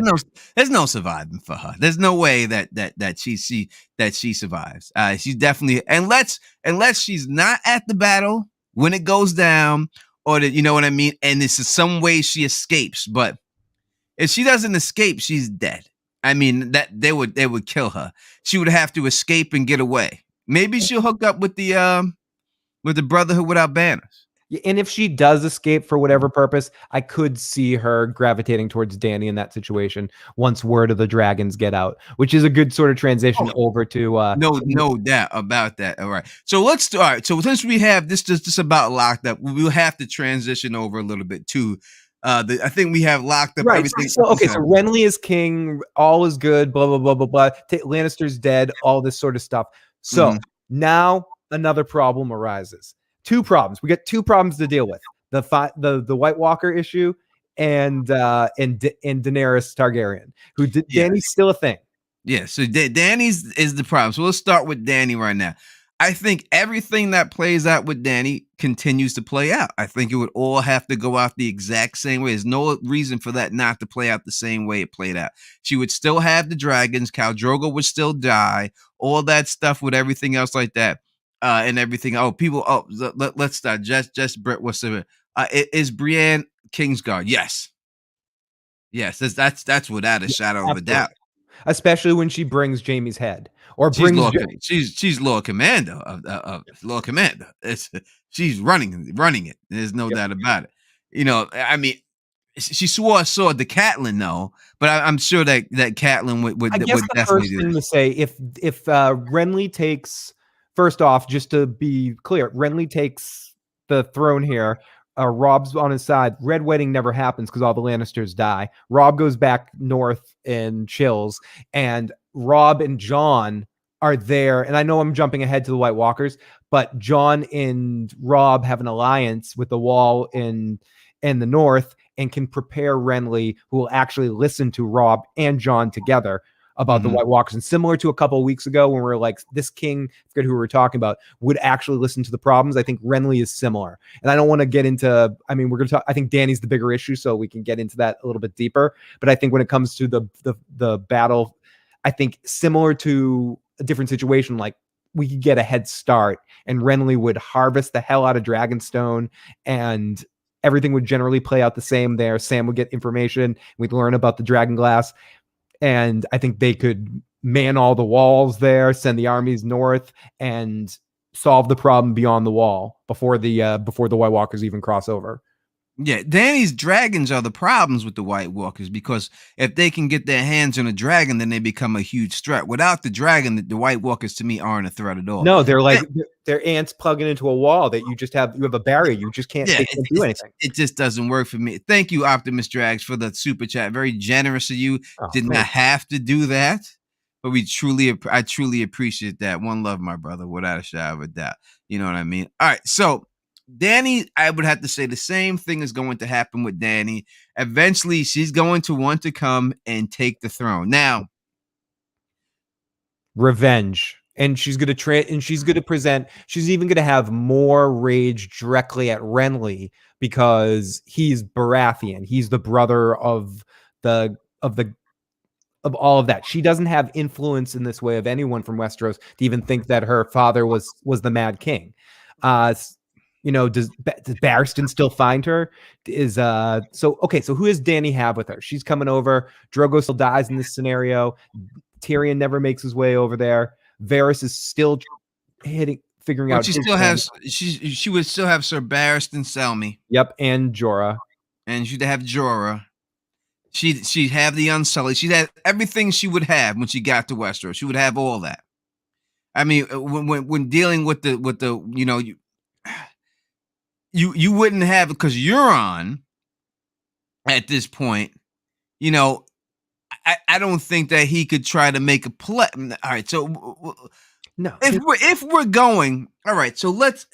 This is tough. That's why I'm saying the Dany thing is tough. Now we're stuck. Why George is having trouble writing Winds of Winter? We're stuck with a bunch of freaking plot holes here. We're gonna do a podcast. I mean, what if? And the what if is gonna be is what if Euron gets control of a dragon, right? We're gonna talk about. So I don't want to go into that. But if I'll put it on the wheel. Put it on the wheel. Definitely stick it on the wheel. So if we still have that same scenario with Daenerys over there, and Euron gets a dragon, that means Dany's only coming over with 2 dragons, and one is already taken by Euron. If you go by the TV show and she comes over with the dragons, and then the Night King kills one of the dragons, then Dany ends up with 2 dragons at that time. Now, I'll say this. The same parley that happened with the White Walkers wouldn't be that necessary. No. But I think that Dany would meet there with Renly and meet there with Robb at the dragon. Renly wouldn't give it up.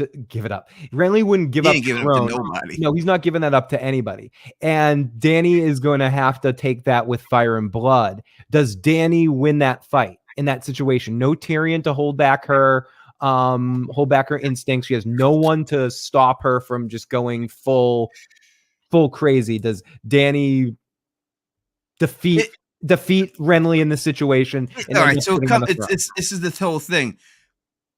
It depends who. I mean, she still has Barristan. I mean, Selmy. I think would talk her down, because if Tyrion's not there to be hand, he would be the hand. Yeah, but he's not quite as he has heart, but he doesn't quite have the same influence from a verbal standpoint to talk to somebody. Without Tyrion, he would. You got to hope. Without Tyrion be there, I think, because this is the whole thing. If Renly wasn't married to Margaery, I could definitely see her marrying him. You know what I mean? Mm-hmm. I could definitely see her marrying Renly, and it's all over. She marries Renly, he's gay, whatever. It's a done deal. But the fact that he's married with Margaery, there's no way he's going to give the throne up to her, because Marjorie's not giving up the crown. It's just not going to happen. No. So she's going to have to fight them. She's going to be nice Cersei. Like, what she's holding on to that throne, and all the Tyrells. Once House Tyrell gets their foot in the door of the throne, they're not giving that up for anything. They're not giving it up.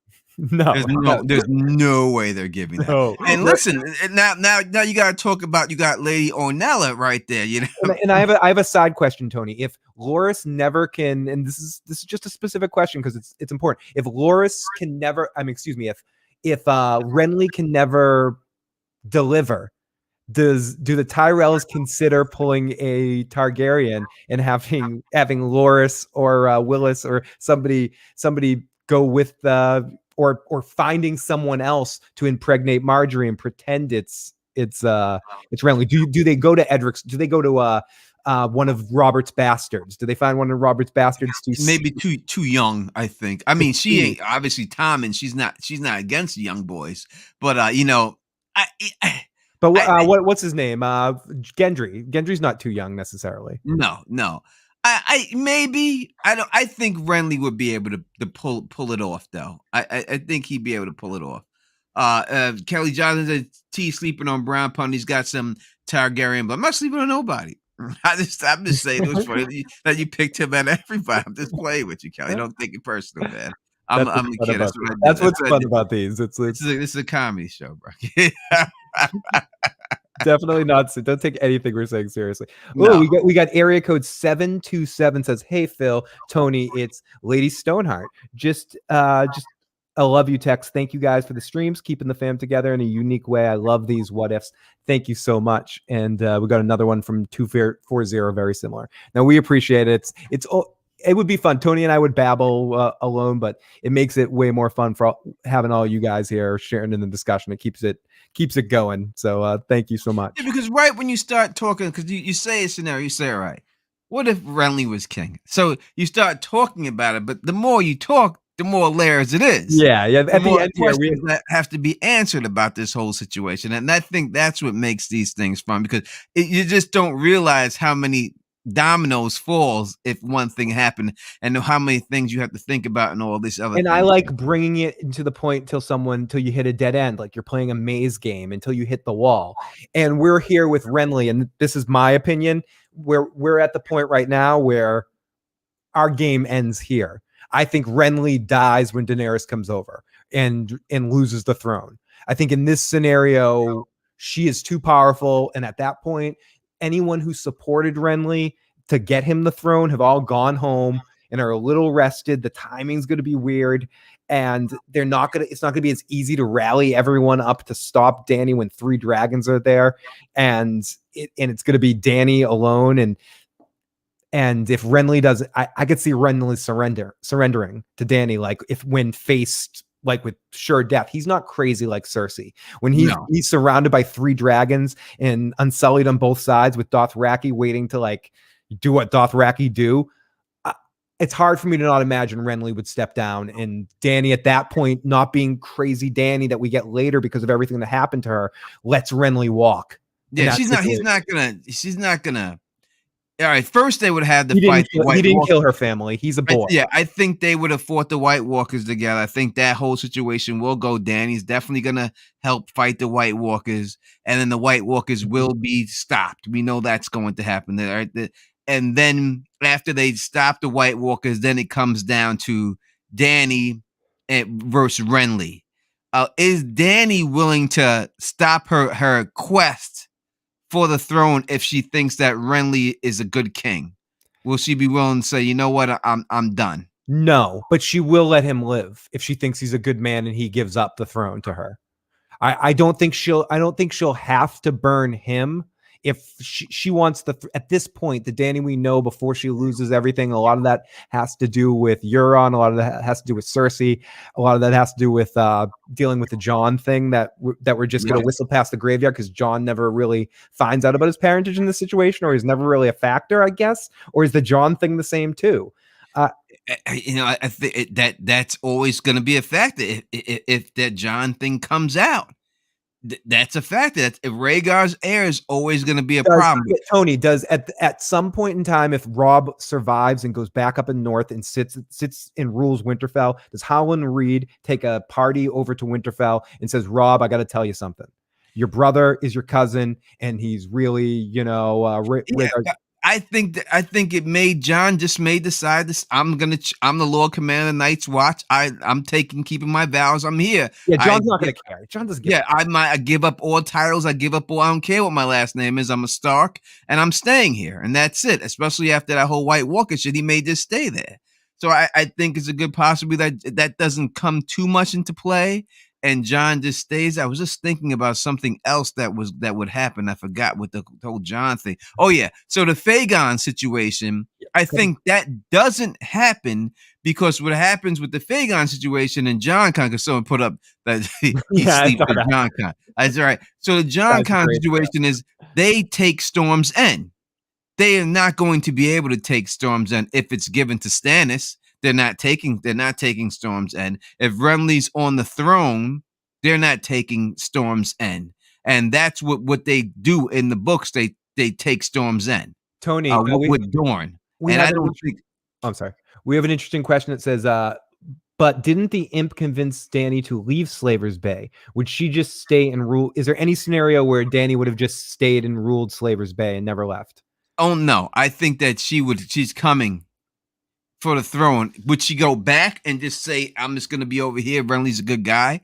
You know, that just doesn't seem to be in Dany's nature to me. I just don't see it. And listen, this is the bottom line. And I'm gonna say this real quick. We have been extremely nice in a lot of these what ifs, and we've done really good scenarios for everyone and happily ever after times. But we have to start thinking the way George would have wrote it, and this is the Game of Thrones, and not all nice people win in the end. And I think if Renly gives, if anybody in this scenario, and I appreciate Selmy, but I think Dany's too headstrong for Selmy. I think having a lot of people and a lot of alliances. I think if she comes over and Dorne joins her with the Viper alive in this scenario, and you have Oberyn, who probably ends up being her partner in some ways, and they have an interesting dynamic. I could totally see a dynamic with the Viper and the Dragon Queen forming a very sexy, interesting, deadly alliance that joining the Dothraki, joining all of that's some scary shit. Once she lands, I could see Dorne marching to her, and we don't like Renly. He took away my blood, and I'm gonna join you on this battle. And it would be, I think Dany would. She would have to do it. She would truly, and this is the whole thing with Dany. If this was the case, all right, and this is so when we deal with, and this is what we have to say something about it like right now. If Dany comes, when she comes, and her taking the throne from Cersei Lannister at the particular time, that's an easy take. No one likes Cersei, right? And she's only going up basically against the Lannisters. She would truly have to fight the whole realm to take the throne from Renly. He would have the support of the North. He would be married to the Tyrells. There would be no, except for Dorne. The only one she could go with is Dorne. Scott LaRock is saying Dorne Greyjoy alliance. I don't know about the Greyjoys. I don't know about the Greyjoys. I don't think it's maybe the Greyjoys. I don't know. I mean, we see her do get aligned in the show with the Greyjoys, but it depends how that whole thing works out with Euron. If you go by the books and Euron takes control of a dragon, she's not going to team with him. But if you go by the TV show, it's possible she teams with Arsha, right? Yeah, Yarsha. Yeah. You know what I mean? So it would depend, but it would only really, I would have to say her alliance would be Dorne. That's not enough. You're talking about everybody in the Seven Kingdoms on Renly's side. How popular would you be if you killed Renly and his queen and Margaery? You wouldn't sit that throne for long because everyone would hate you. Mm-hmm. They would. Every major family would still hate you. So, like I said, it's easy to take it from Cersei. Everyone hates her. You look like the savior. But you're not looking like the savior. You're looking like the conqueror in this situation. She'd be scary. It would be good for her to do that, especially with those dragons coming over, and Dothraki, and Dothraki, and Dothraki that make the wildlings seem like people you want over for dinner guests. So it's tough. I think especially the first time she burned someone. I think Dany's situation, Dany who's not showed. And again, someone said in the chat, book Danny versus show Danny. We've only seen her this far down the line in the show, so I don't have the books to reference in my mind. So that's why it may seem like at one point I'm talking about book Danny and then later on talking about show, because we only have the show as referential material for the later on thing of things she would do. And I'm thinking more how she handled the Tarleys, where it's join or die, man. And she's going to be very quick about it, and it's very sort of unemotional. It's not what we see later with her burning everyone in King's Landing. It's more so like Daniel said of his, live or die, man. Die. Okay, honk. And she's going to burn them. And I think you'd see a lot of that. And once she does that once, does she have the people anymore, or are people going to be just afraid of her and she's going to rule with complete fear? Does she care about ruling with fear? I don't think so. I think she's really delusional. I think she's fine ruling by fear. They're going to say she's a mad, crazy Targaryen. Yep. That she's a nut.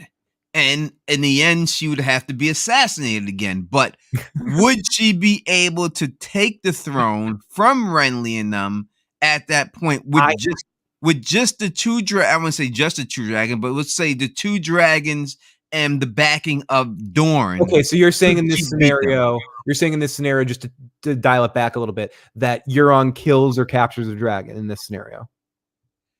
Yeah. Or the Night King. Or the Night King. The bottom line is that she only has two dragons. Maybe she's only going to have two dragons in the end, because Dan and Dave didn't make that shit up. All right.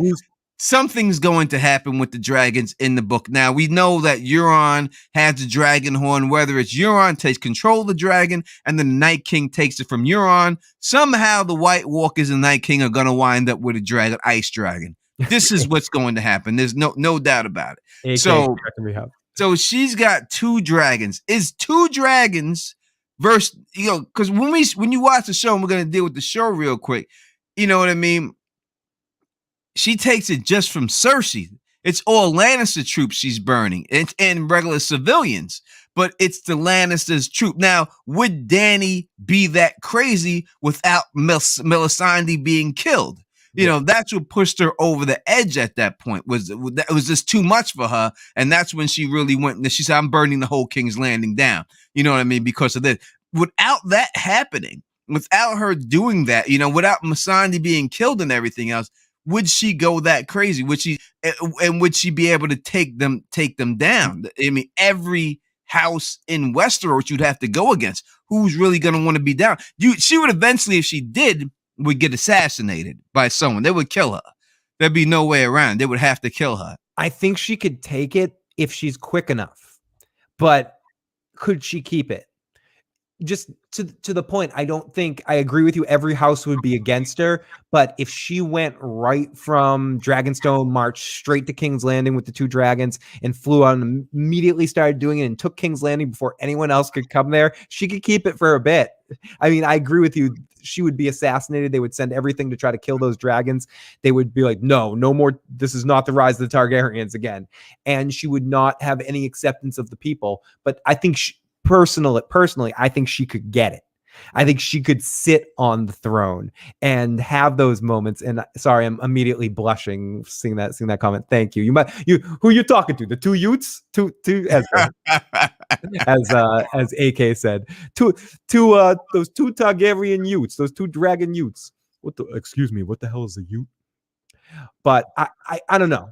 It's a tough situation here, but I do think Dany could, with those two dragons, with the Unsullied forces, with possibly the Dornish led by the Viper, could take King's Landing, and the Dothraki could take King's Landing from Renly and Renly's forces holding King's Landing before backup got there to be able to stop them.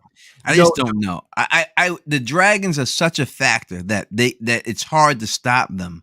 But I think that if she went in there, this would be the whole thing. This would be is she gonna go in there and just burn shit down? If she goes in there like she did, then yes, she burns the whole King's Landing down like she did. Then yes, of course, she could take anything if she's willing to do that. But would she truly go and do that? And I don't. If Renly is sitting in the throne, Renly has the backing of every from the scenario we put forth. Mm-hmm. Rob is still alive because so Alicia's just here, so we're really recapping for Alicia. So Rob is still alive because the Red Wedding never happened, so she has the backing of the North right there. He has the Tyrells, he has the backing of the Tyrells and everything else. He still has the House Baratheon, he still controls Stormend. The only ally she has is the Dornish people. The Lannisters are all dead. And the Lannisters are all dead because he's already assassinated all the Lannisters. So he has Casterly Rock because he would give that to Tyrell. You know what I mean? So it's just would it be? It's hard for me to see how if she's not going to burn the city down, that they would be able to do How that. did she react? Okay, let's pull out a scenario here. She goes to Renly, and so I ask you that question. Do you think there's a possibility, because you put this out there, that she sees Renly as a good man and she says, this is okay, you can stay as king? No, she's got to do something. So what is she going to do? Is she going to die trying, or is she going to give up? So I think eventually, out of necessity, she's going to have to do that. Maybe not in the way that they showed in the show, all shallow and let's snap and have a heel turn, like a wrestling heel turn, like they showed it in the program. But it essentially that if she tries sense at first, more like what she did with the Tarleys, where it's, if you don't, I'll try you. You have one chance here, Renly. You have a chance to leave. If you leave right now, give me my seat, none of your people will be hurt. He's going to say, I appreciate yourself, Dragon Queen, but you can see I have the higher ground and there's nothing you can do. And zada. Can I offer you some wine? Like, he's going to try to charm her, and she's going to smile and say, yep, whatever. And then go out and then maybe not kill everyone in the way we see in the show, but do some tactical dragon fire stuff and scare some people. And Renly's going to have to leave. I don't think that she can take the city without that. No, I don't think she needs to do subterfuge. The only way she can take the city is if she burns it to the floor. She can't beat them any other way. No, I agree with you. She can't. There's too many. It's every major. You're gonna have no support from anybody. No one's gonna be down with you but the Dornish, if anyone. That's it. Can they get there in time, though? There's no way. Can they get there in time to stop her, though, before she takes it? I not keep it, takes it. Like, can she use the dragon fire to force Renly's hand to give up because he doesn't want to see his people get, like, she can even bluff it.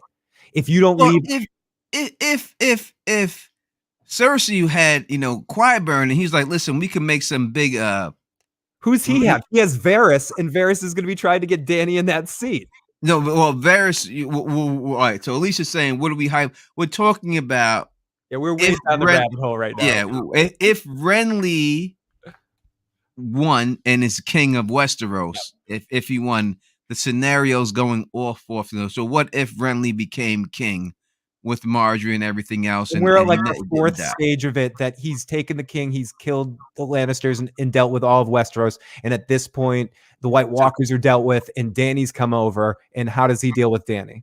That's where we're at right now.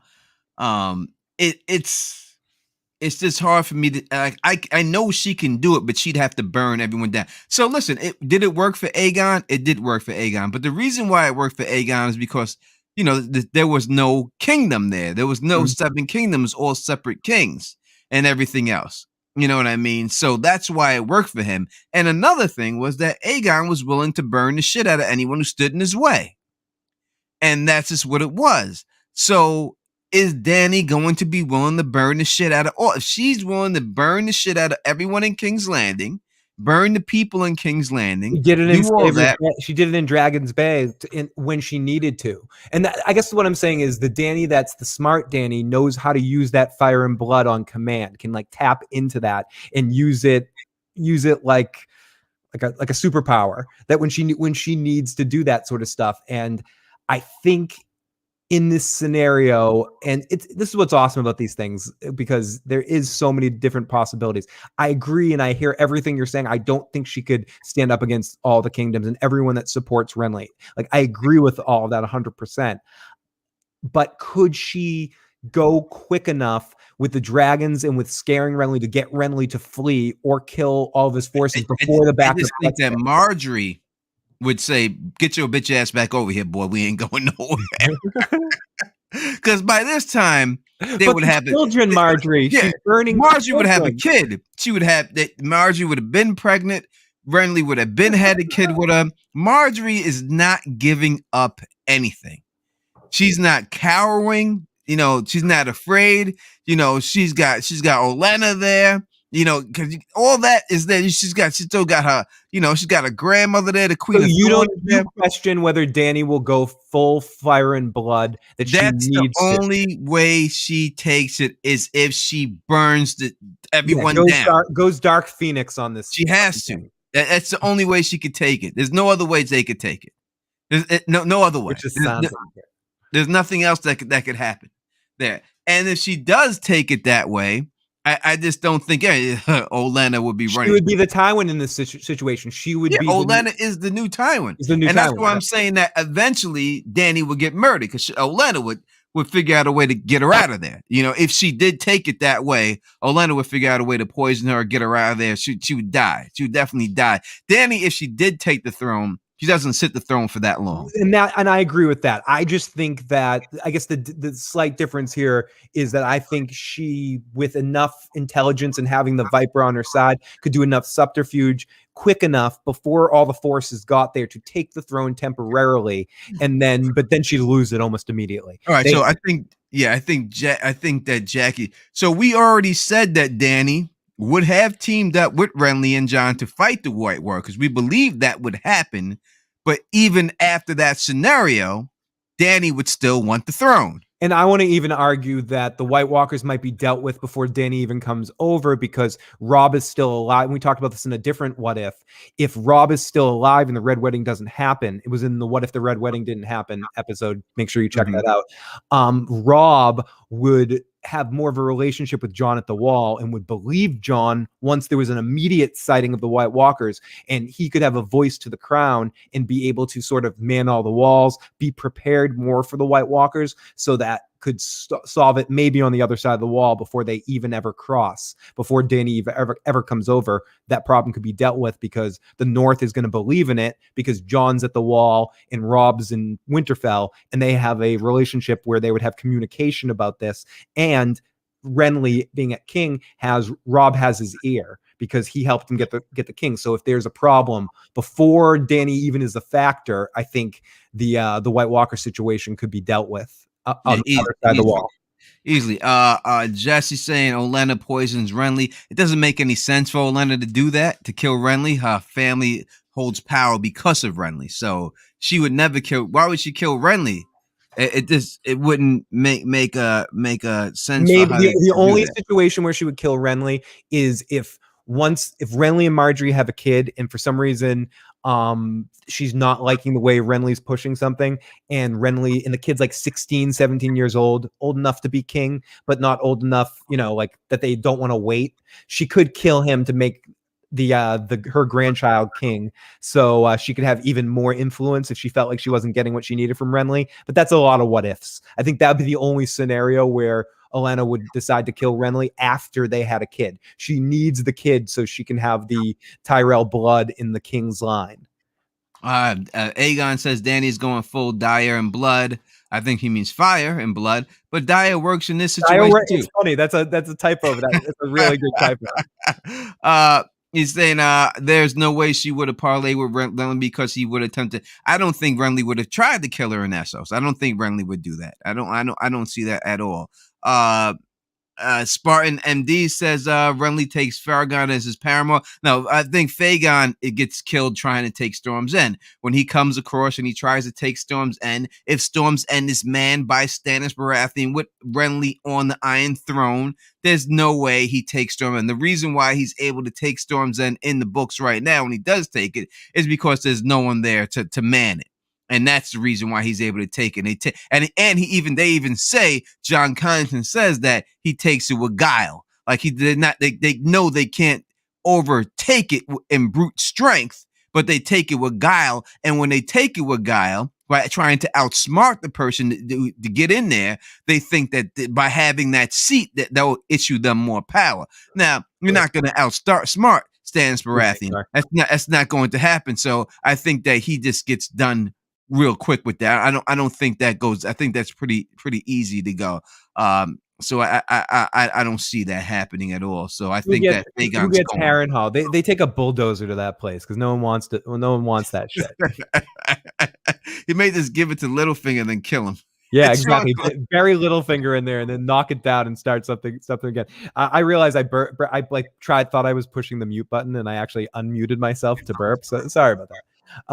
They're not even going to attempt to take Storm's End. They're not going to attempt to land in Storm's End. The Storm Lords are too loyal to Renly. Yeah, Renly being alive changes a lot of things. And that's what Tony was talking about this earlier. What's interesting about these what ifs, and you can see where George is probably writing these books and dealing with a lot of like the Marinesian knot and like being stuck in weird situations that you're locked into, and doing one what if to change something in a sort of passive way that we're doing it is creates so many different scenarios. And he's, better 10 Tony's an excellent writer as well, but he's a 10 billion times better writer than I ever could be in like cheesy poetries or thinking about like story concepts and shit. So doing it this way alone is just ridiculous. Think about what he's going through right now, thinking about how to end this series and tie all this in. It's his own what if, except it's the real thing. We're playing make believe over here. He's playing a real game.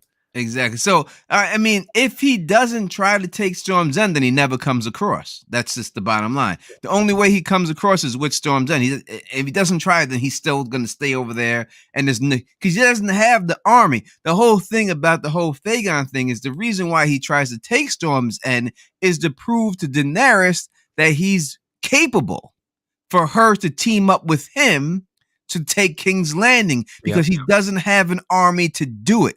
So he doesn't want to go to her like a beggar. He wants to go to her like a conqueror. I took Storm's End. Now I have a foothold over here. That's his whole situation. So if he doesn't do that and take Storm's End, he does not have that support with Daenerys. It just doesn't work. So we keep going back and forth about this a little bit. And so you're thinking in this scenario, ultimately, do you think that Dany even takes the throne from Renly at all? You think Dany loses here? The only way I'll say it, I've said I must say it once. Yeah, but I know you have. I just think that so Dany, she has to burn it all down. If she's willing to burn it all, let's ask the people in the chat right now. Will Dany burn King's Landing to the ground with everything we talked about with Renly and everything else to take the Iron Throne from Renly and Margaery? Is she willing to go that far? Fire emoji. Yeah, emoji if you think she will. Yeah, fire emoji if she thinks she's going to do it. And this is without the death of Melisandre. When we looked at the books, the thing that pushed her over the edge was Melisandre getting killed. It's also not getting, and again, I'm not saying she's going to burn everyone. I think she's going to just burn enough to take it. And so in your scenario, Alicia says no. In your scenario, Tony, so Dany dies here then? I don't know if she dies. I think she may just go away. You think she would give up? I don't know. I don't see her giving up. I don't see her going through that. Like, as I said, to do it to Cersei is easy to do it to Cersei because everyone hates Cersei. No, I agree. So to take it from a king and a queen that the whole Seven Kingdoms are in love with, who just defeated the White Walkers and is going to get all the credit for it, to pull him off the throne, no one's going to follow her. No one's going to want to be down with her about it. He has the backing of the North and everybody else. She would have to. All that being said, and I accept all that, and I agree with all that to a certain extent. What does she do? I don't see her giving up, though. I don't see her giving up. I don't see her giving up, and I don't see her compromising. I don't know. I don't see her giving up, and I don't see her compromising. That's all I'm saying. Like, I don't know. I think this is what's fun about this. I don't know what she does. Like, I don't think she gives up. If Rob was Does she single, marry Rob? Does she I go could up? see him if Rob was single, but he's not. If he was single, yes, I could see her marrying. I mean, we're doing the red wedding one again or something. Yeah, we're doing that again. I could see her doing that. If Renly was single, I could see her marrying Renly and no, he's not single. Marjorie's not going anywhere. Marjorie ain't going nowhere. All right. What does Margaery think of Dany showing up here? Yeah, Marjorie don't want no part of one. You know, all right. She's queen. She's queen.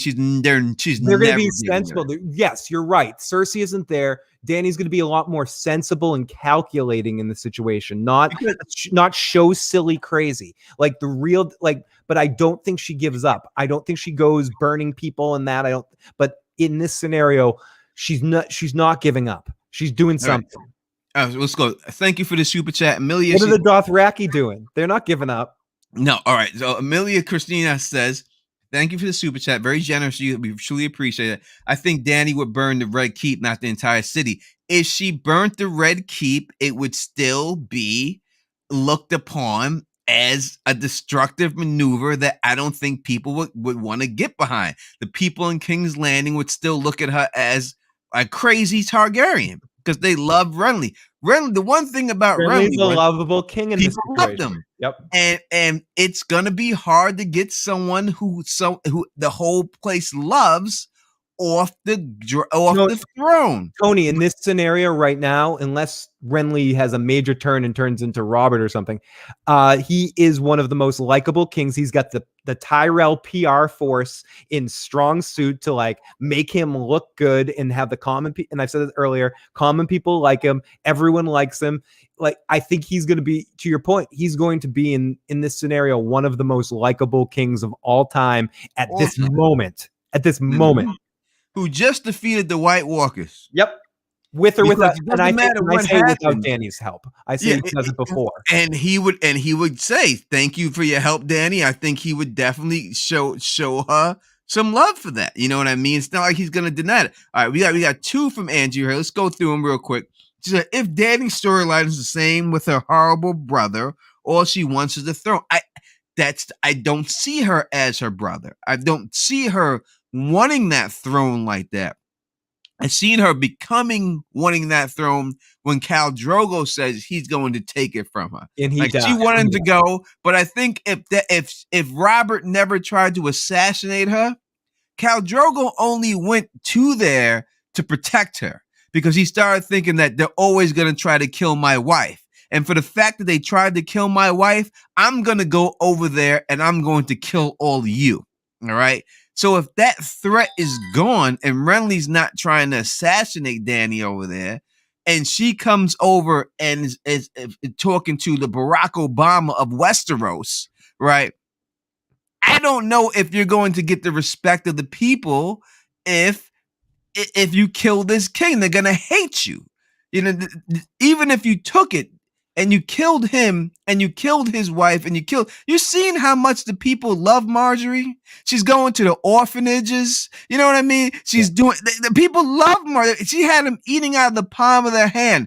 To come there and take the throne from them people with these dark skinned outside barbarians, and that's what they would be looked at as. I don't see her having any respect, people having respect for her, willing to do it. And that would be the problem. Second super chat from Agent says, she would realize no one wants her there and she would get pissed off. Would that be enough to make her want to go crazy that no one likes her? Or would that be enough to make her do what you're hoping she does? Because otherwise she dies, is go away. Would she get, they don't want me here, I'm leaving. Yeah, is it enough that, hey, no one likes me, I'm gonna kill you all? I don't know. No, I don't think that drives her to it. No, I think she's going to try to. Will she try to win the people over somehow? No, I don't know what she does. Is there a possibility? Let's entertain the possibility. Is there a possibility that she decides that this isn't working out? I'm going back to Dragon's Bay and living there and ruling there. I mean, she could. She could just, she could just say, you know what, this is, they got this over here. They got this. Because if you're talking about her taking back Dragonstone, I could see Renly saying, listen, you could have Dragonstone. The whole thing would be, to me, this is what it would be like to me. This is what I would think about. If Margaery seduced Daenerys, like made her buddy, you know what I mean? That's the only way Daenerys would survive. Now they could say, listen, Daenerys is always going to be a threat. We got to get rid of her, but we won't get rid of her right now. You know what I mean? So if Margaery and the Queen of Thorns decided to say, let's take this a different way. Let's treat with Dany and try to like indulge her here and make her go. Let's create a special role for you outside of the name. You're not the queen, but you're like the last remaining Targaryen that will give you a title, the Queen of Dragons. You're the Queen of the Dragons of the land. Will they do some PR move for her? Because if Jon Snow's parentage comes out, then her case is done. Because if Jon Snow doesn't want it, and he has a better claim, blood right claim, then you don't. The whole thing that she's saying, that she's coming over there, is that Robert Baratheon's a usurper. Well, Robert Baratheon ain't on the throne no more. It's not Robert you're taking it from. There is no usurper anymore. This is King Renly. King Renly, and Margaery. You know what I mean? So I just think that it would be hard. I think, and I could see Renly saying, you could have Dragonstone. Go, be good. I'll give you a part of my council. If there was a good marriage for her, they'd make the marriage for her. And I'll ask the question again. Does Dany accept any of that? I don't think so. No freaking way. No, fire and blood. Fire and blood. Fire and blood. I don't think so. I think that Dany would have to die. I think that Dany has to die and the dragons die. I don't. It's either that or she burns them all. You only have two choices here. Unfortunately, I think this is a binary choice. I think either she. Perfect. I think, unfortunately, in this situation, it is somewhat of a binary choice in the way that it's either Dany is gonna have to do some form of burn them all and a last ditch effort. She's going to try to do more rational means ahead of time. I think they're going to try all of these things. They're going to try to reach her with compromise, try to create a special, like I was joking about it, but create a special role for her within the kingdom because she brought back dragons and be the Queen of Essos. We'll recognize it as bringing in as a kingdom.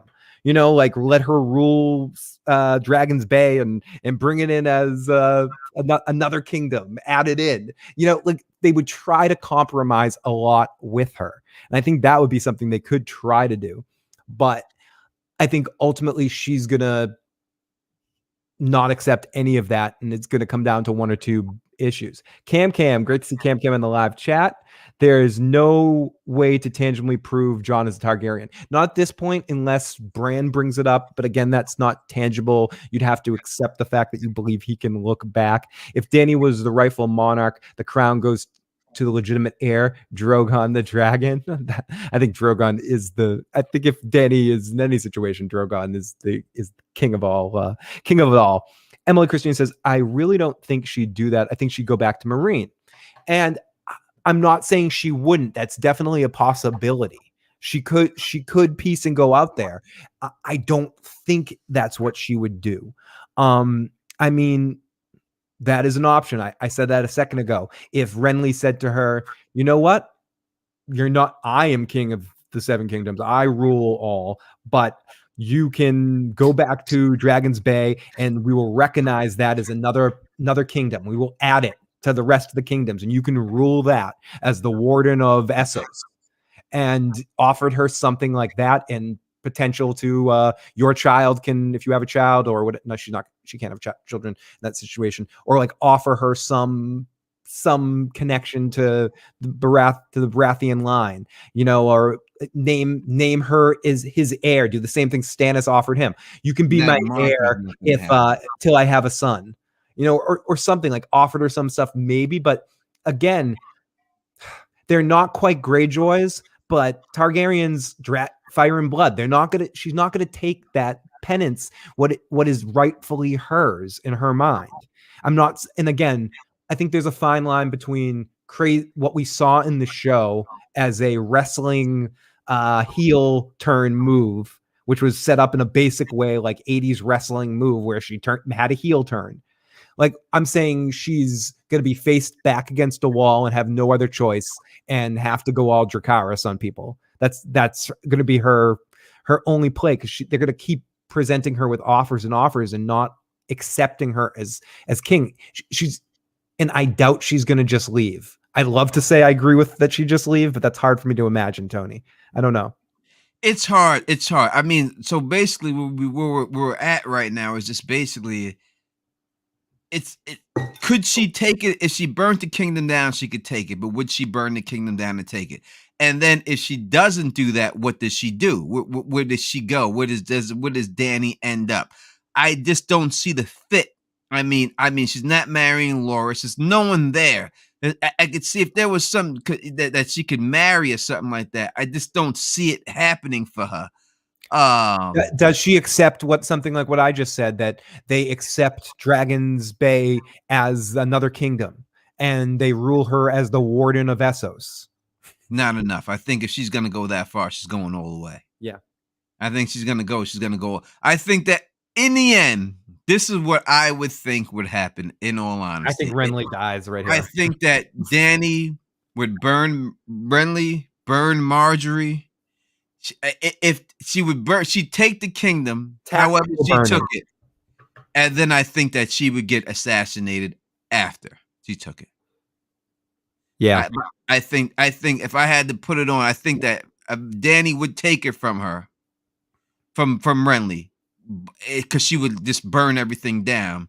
But I think that if Margaery escapes with the kids, with Renly's kids or something like that, that eventually she would be assassinated, and then Marjorie's kid would then sit the throne. Elena's too smart, and I tend to agree with you on that one. The only factor again comes in is, how does Drogon act like he did on the show when Dany gets assassinated like that, or does he act like he should? And if that happens, goes unhinged dragon, and then they have to all take him down Skyrim style. Yeah, I don't think he's gonna be there when it happens, like he was that time, just staring at the whole thing. Just staring at watching her make out with Jon. Yeah, I don't think it would be a situation like that. I think it would be a situation. Show me that Hobbit porn again. Just like Varys was trying to kill her in the show, and she refused to eat because she was trying to poison her food. It would be a situation like that. I mean, if I could just find someone for her to marry and everything else, then I could do that. You know what I mean? But I just don't. But I don't think she would do that either. She can't, as far as we know, I don't think she would want to just be married in that situation, to get into the family, when she should be the rightful queen. But she shouldn't be if Jon Snow was there, and that's the whole thing. If okay, if the Jon Snow situation, the White Walkers are taken care of in this scenario. We've talked about him before, but what is of Bran? Does Bran tell Jon this? He's the one that tells him. Does Howland Reed tell Robb this? Is this information come through? And does Jon, when Dany shows up, does this happen? And Jon is on his way to King's Landing to say, "All right, I'm the true Targaryen." Let me put this rumor to rest. It's clearly said that Padre Payne doesn't have a super huge dick. All right. That said, that's not the reason why he's pleasing these chicks. Because Tyrion asked that question specifically, and he said he's not that well endowed. It's not that. And I've said this many a times, and I'm going to tell you, the only people that Padre Payne pleased this way were prostitutes, right?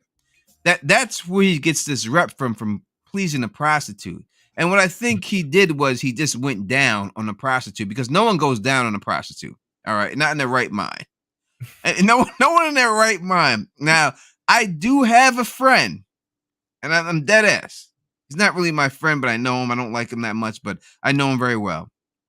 Who did go to a prostitution house and go down on a prostitute. I know one guy who did that. One guy who definitely did it. It's a known fact. Everyone around the way knows he did it. All right. So I just don't think anyone's willing to do that but Pod. and I think that's why. Especially in a world especially in a fantasy medieval world, I doubt that's a common thing. Yeah, there's certain things you just don't do, and that's just something you do. And I think that's what he did. You know what I mean? That's just the way it goes. So that's the pod pay thing. I'm done with the project thing. You know. Yeah, sorry for the music cue. I thought it was appropriate. There's so many things there's so many places out there. I just think she wants them all in the end, right? She'd want them all. Like if you say you give her Dragonstone, eventually they may say, you know what I mean? Hey, she's got Dragonstone, but she's still a threat. Let's give her Dragonstone now. Let's try to assassinate her. Yeah, somehow. I think she would just calmly, everything he would say would be, that's not good enough. Your brother stole my family's crown. I want it back. But yeah. That's what she's gonna say. Yeah, but he could be like, listen, I'm a Targaryen, I'm a Baratheon. That makes me a Targaryen. That makes me have right to the throne. You would think that after the White Walker, see the whole thing, I think that Renly and Margaery may be charming enough to pull it off. Maybe. No, and that's the point. And the people might like them so much. Like if they like you see how they did the triumph after the North, right? And they won, and then everyone was cheering for Jon Snow, and Dany sat there and she could see it. You know what I mean? Tormund's like, who would ride a dragon? Only a king. And she could see that. She was like, You know what I mean? I gotta marry this guy, Jon. If she's seen that with the whole realm cheering Margaery, and because it would be everybody cheering it wouldn't just be the North. It would be everyone cheering for Margaery and this dude. You know what I mean? And can't you see a visual of Margaery and Renly walking out to see the dragons and like petting the dragons, being like, "Oh, you great beasts, we love you. Welcome, dragon." Like they're gonna be super. You're right. They're not gonna come at her, and that's what I'm saying. They're gonna distract her. They're gonna try to offer her things, and she's gonna be put off by the kindness of the way that they come about it. But I don't know. I still don't think she's gonna accept anything that they say. I think all of that will be. It might stall things for a while to allow more people to show up, but I think eventually she will get frustrated with that when she's not getting what she wants and either leave or burn some stuff. Mm-hmm. Fire and blood. It's just this scenario in the end with Renly sitting the Iron Throne is a very hard. And Margaery, that's the whole thing. You have to go for both of them. It's both of them. Okay, so let's talk about both scenarios. So I think there's only two, and I know we want to find a way to have Daenerys survive in this situation, but I think unfortunately she dies trying, or both ways. Either she takes the throne, kills Renly, and is assassinated or taken over soon after. Or she has to be killed in trying to take King's Landing after refusing deal after deal after deal that is presented to her from the Baratheon Tyrell alliance that will try to handle it in any way but violence. They will try to handle this because of everything that just happened. They will try to handle this with kindness, and that's something we haven't necessarily seen Dany face. And what we've seen, we saw fake kindness a couple of times with people bullshitting her, but I don't know how she'd react to that. Like if they're again to say something like, "We want to make you part of the realm," you seem like a reasonable Targaryen. We want to make you an important part of the realm. Give you this, give you that. I don't know. Maybe. Like I said, if there was no Margaery, then I could see it definitely going down. She marries Renly, it's bing bang boom, it's all over. Dragon. The fact that this Margaery, unless you see how Margaery, you see how she tried to do with Cersei, like she tried to put a hand around Cersei. Oh, how are you? She tried to, and Cersei was like, "Listen, bitch, get the fuck away from me." Would Dany do that? Would Dany be what Cersei was? With like, yo, don't try to be my friend, bitch. I'm coming. Would she do that? You know what I mean? Would she like, don't be trying to mac me, shorty. Get the fuck out of here. You know what I mean? Okay, we have her with Sansa to make reference. She kind of was that way with Sansa.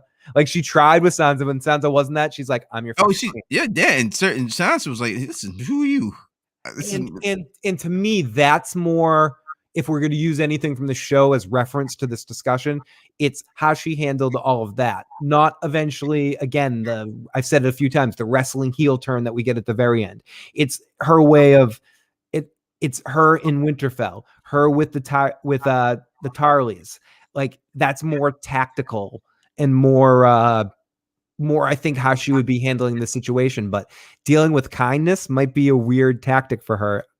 I just don't think she would accept anything less than taking the throne. You know, you can always say, like, you know, listen, there's a lot of things scenario. We could say that, you know, if Rob died in the Battle of the North, I said, yeah, you know, that's going too deep. We can't just say Rob would die. That's a different one right now. Yeah, because if Rob did die, then Jon Snow could come down and he didn't have no kid, and Jon Snow took over Winterfell, and and she could, there's too many things like that we could talk about. So we can't really go into anything like that and everything. You know, there would be no way to say anything like that. So it truly just comes down to this. And yes, Dany is different in the books than she is in the show. We haven't gotten that far, though. That's the whole thing. When we look at Dany in the books, we aren't that far than we've seen her in the show. We don't know how she's going to change. And I don't think Dan and Dave just made that up. I think that there's a reason why they made her change like that. Something is going to happen. You don't talk about all this Targaryen madness not to show it in the end. You don't have a big wall that's never been knocked down not to knock it down. So something's got to happen. Something's got to give with Dany in the end, and that's just the way it goes down. Either way, this is the end of our story essentially here, because we can't take it further than that. I think either Renly deals with Dany and finds a way to either kill her or be reasonable with her to have her rule in Slaver's Bay or rule in Dorne. Maybe her and Oberyn marry in this scenario, or are a couple in this scenario, and she lives in Dorne with the dragons, and like, who knows? Maybe in that scenario, but most likely she either dies or Renly dies here too. Either way, this is sort of the end of the what if in this scenario, because the White Walkers are dealt with, Dany's dealt with, and we could just say, and then Renly's king for hundreds of years. But yeah, maybe. Yeah, you know, I think in George R. R. Martin fashion, Dany kills Renly. Margaery escapes with the kid. Yep. Dany then dies, and then Margaery's kid and Renly's kid sits the Iron Throne. Or while Dany's on the throne, she has a kid. Renly has a son. She has a daughter, and eventually she gets killed. Then they marry Renly's son to Daenerys' daughter, and then that's how the story ends. That would be a George R. R. Martin type situation that would happen, and everything else. And then they both sit the throne, not together, but their blood both sits the throne, and it just keeps going. The story goes on. Or Renly has a daughter, Dany has a son, and then they get together after they're both dead. And then they put him. That would be a George thing to me, that he would do something like that when it's all said and done. But I think that in the end, they probably both would die. They would all get taken out. That's what George does and everything else. So yeah, there's no happy endings here, folks. You want a different story, as he would say. And I think either way, Renly isn't long. I mean, because I don't think it has a happy ending where he's king for many years and happily ever after. So I think Dany dies in one of these scenarios. Renly dies in another one of these scenarios. If Dany does die and Renly is king for a while, and then eventually his kids take over and the Tyrells control the throne for a long time, and maybe we have an era of peace to a certain extent. Mm-hmm. And flowers. I think that's what it is. I think we have. I mean, yeah.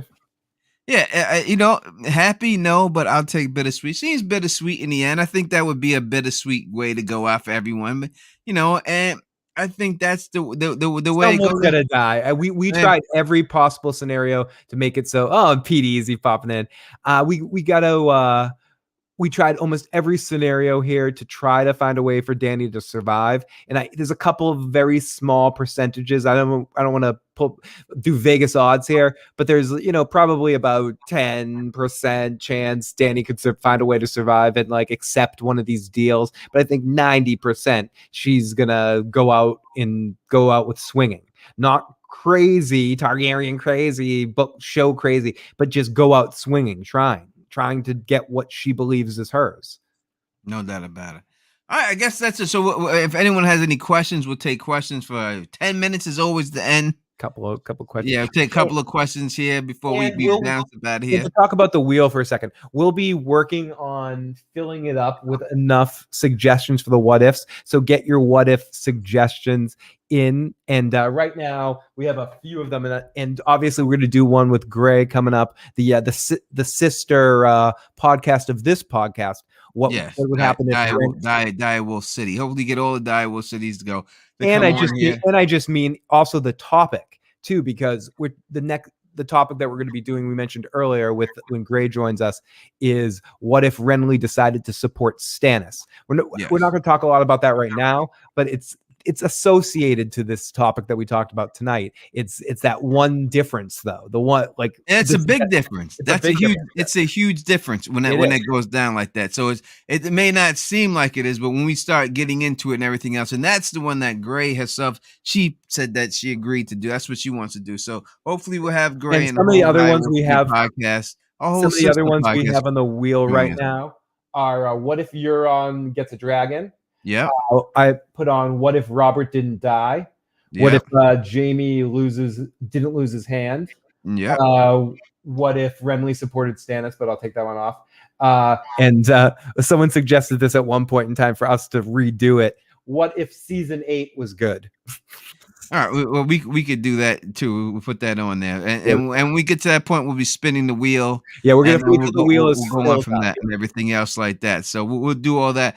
Roberta Bramley, thank you for the super chat. Says thanks for a fantastic stream, wonderful content, earlier puppy cameos, feeding my fanish and furry fan loving soul. Thank you so much and all of that. I appreciate that. Lisa is like, I like all these what ifs. That's great. Oh, hope to see you on with Gray and everything else like that.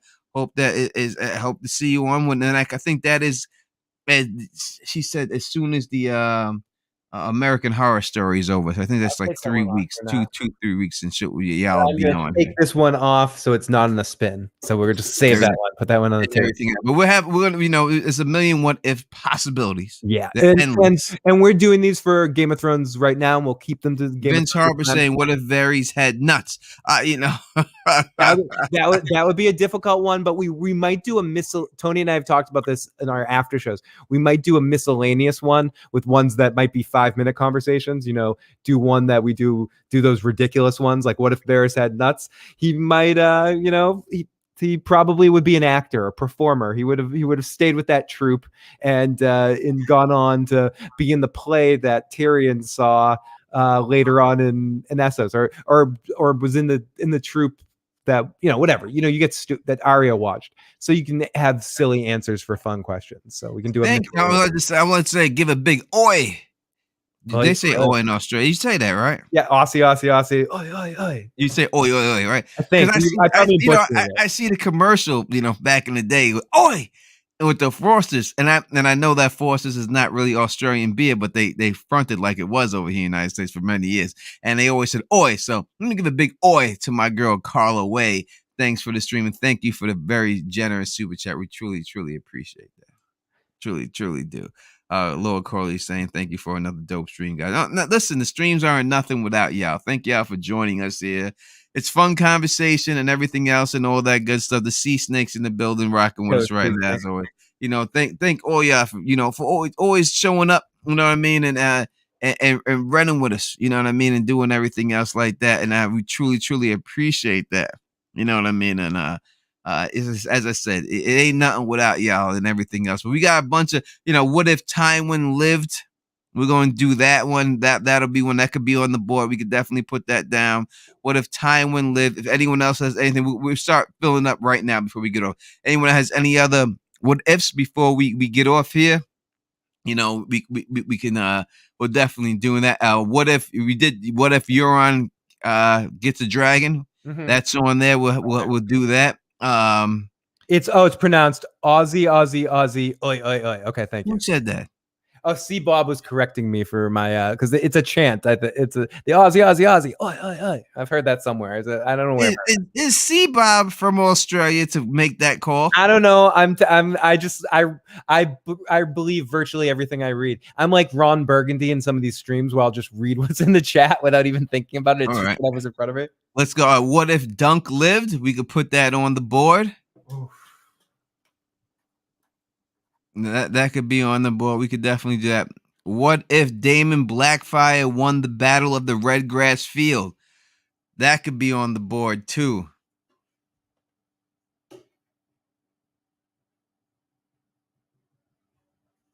This one on. 1, 2, 3, 4, 5, 6, 7, 8, 9. 1, 2, 3, 4, 5, 6, 7, 8. Okay, cool. We're filling it up. We got it half filled at this point. What if Ned lived? Someone asked. We could do what if Ned lived. That could be on the board too.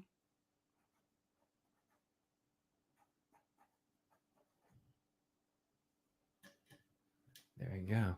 What if Summerhall was a success and Egg brought back Dagon? I feel like we talked about this before. As much as I'm down to do some Dunkin' Egg stuff, I feel like I need to reread it before I. Yeah, we're gonna bring in for Dunkin' Egg stuff. We need an expert. Some of these ones we'll bring in Mrs. Duncan and Tor for those ones. Yeah.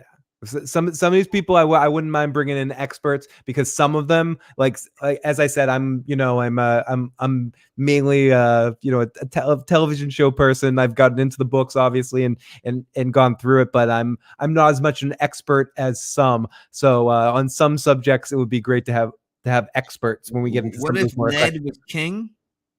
What if if Ned took the throne instead of Robert?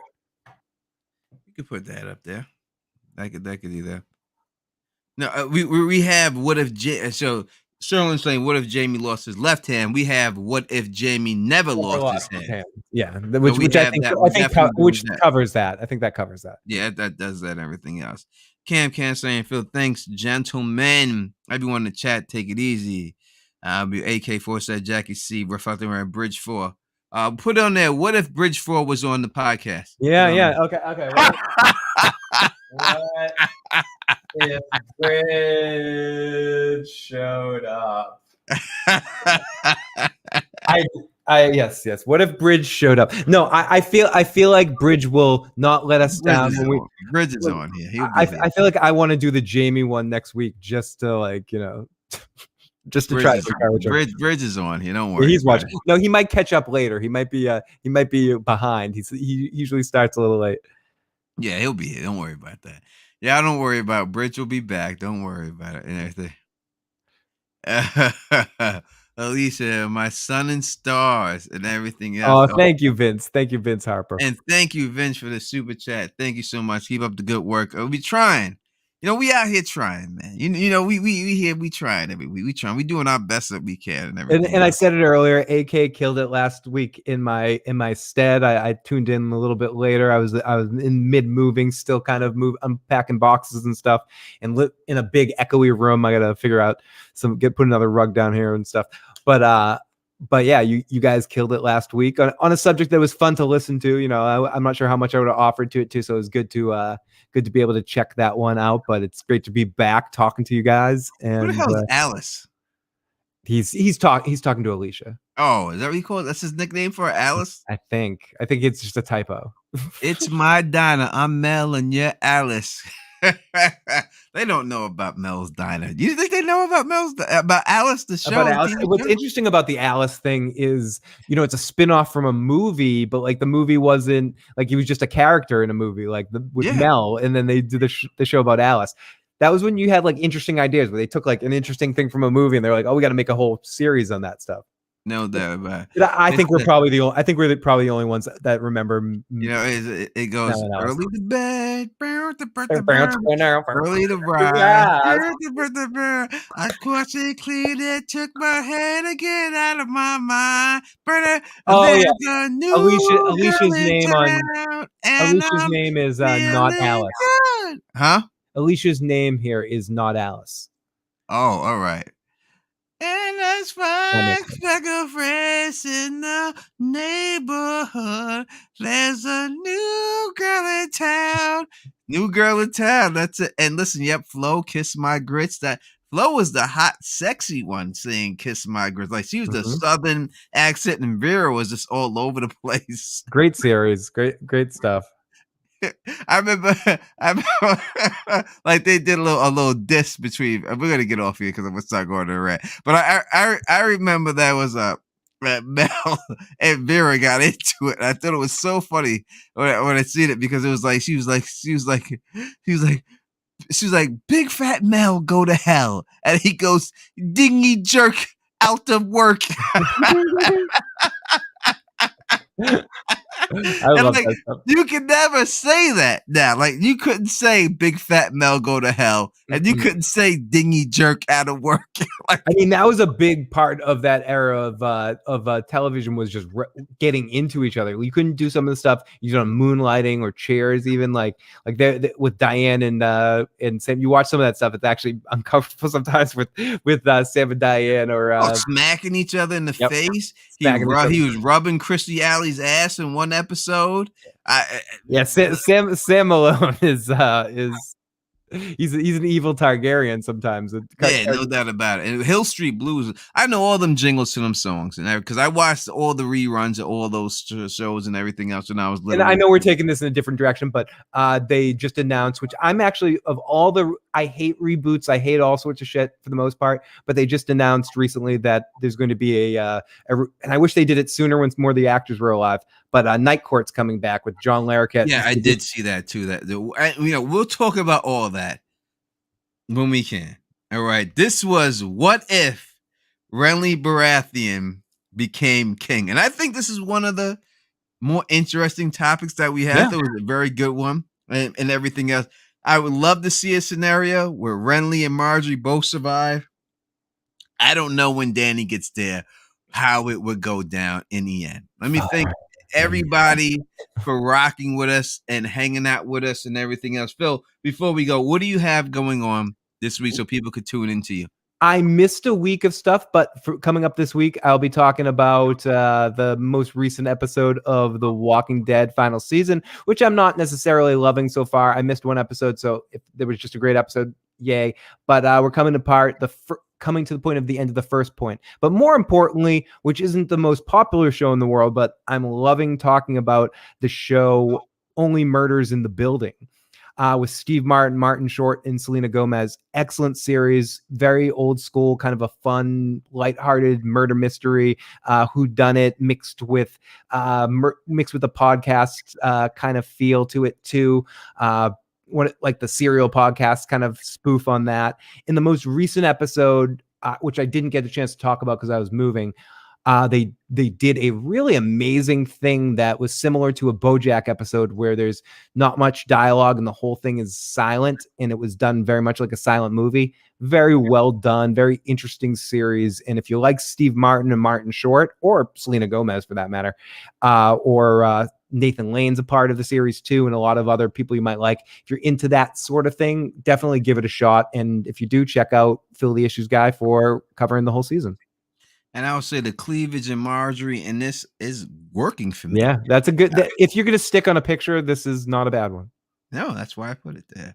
All right, people. If you like the way we do this, please thumbs up this. Please spread this across the realm. And as always, subscribe. And until next time, you know who it is. Peace and stay sexy.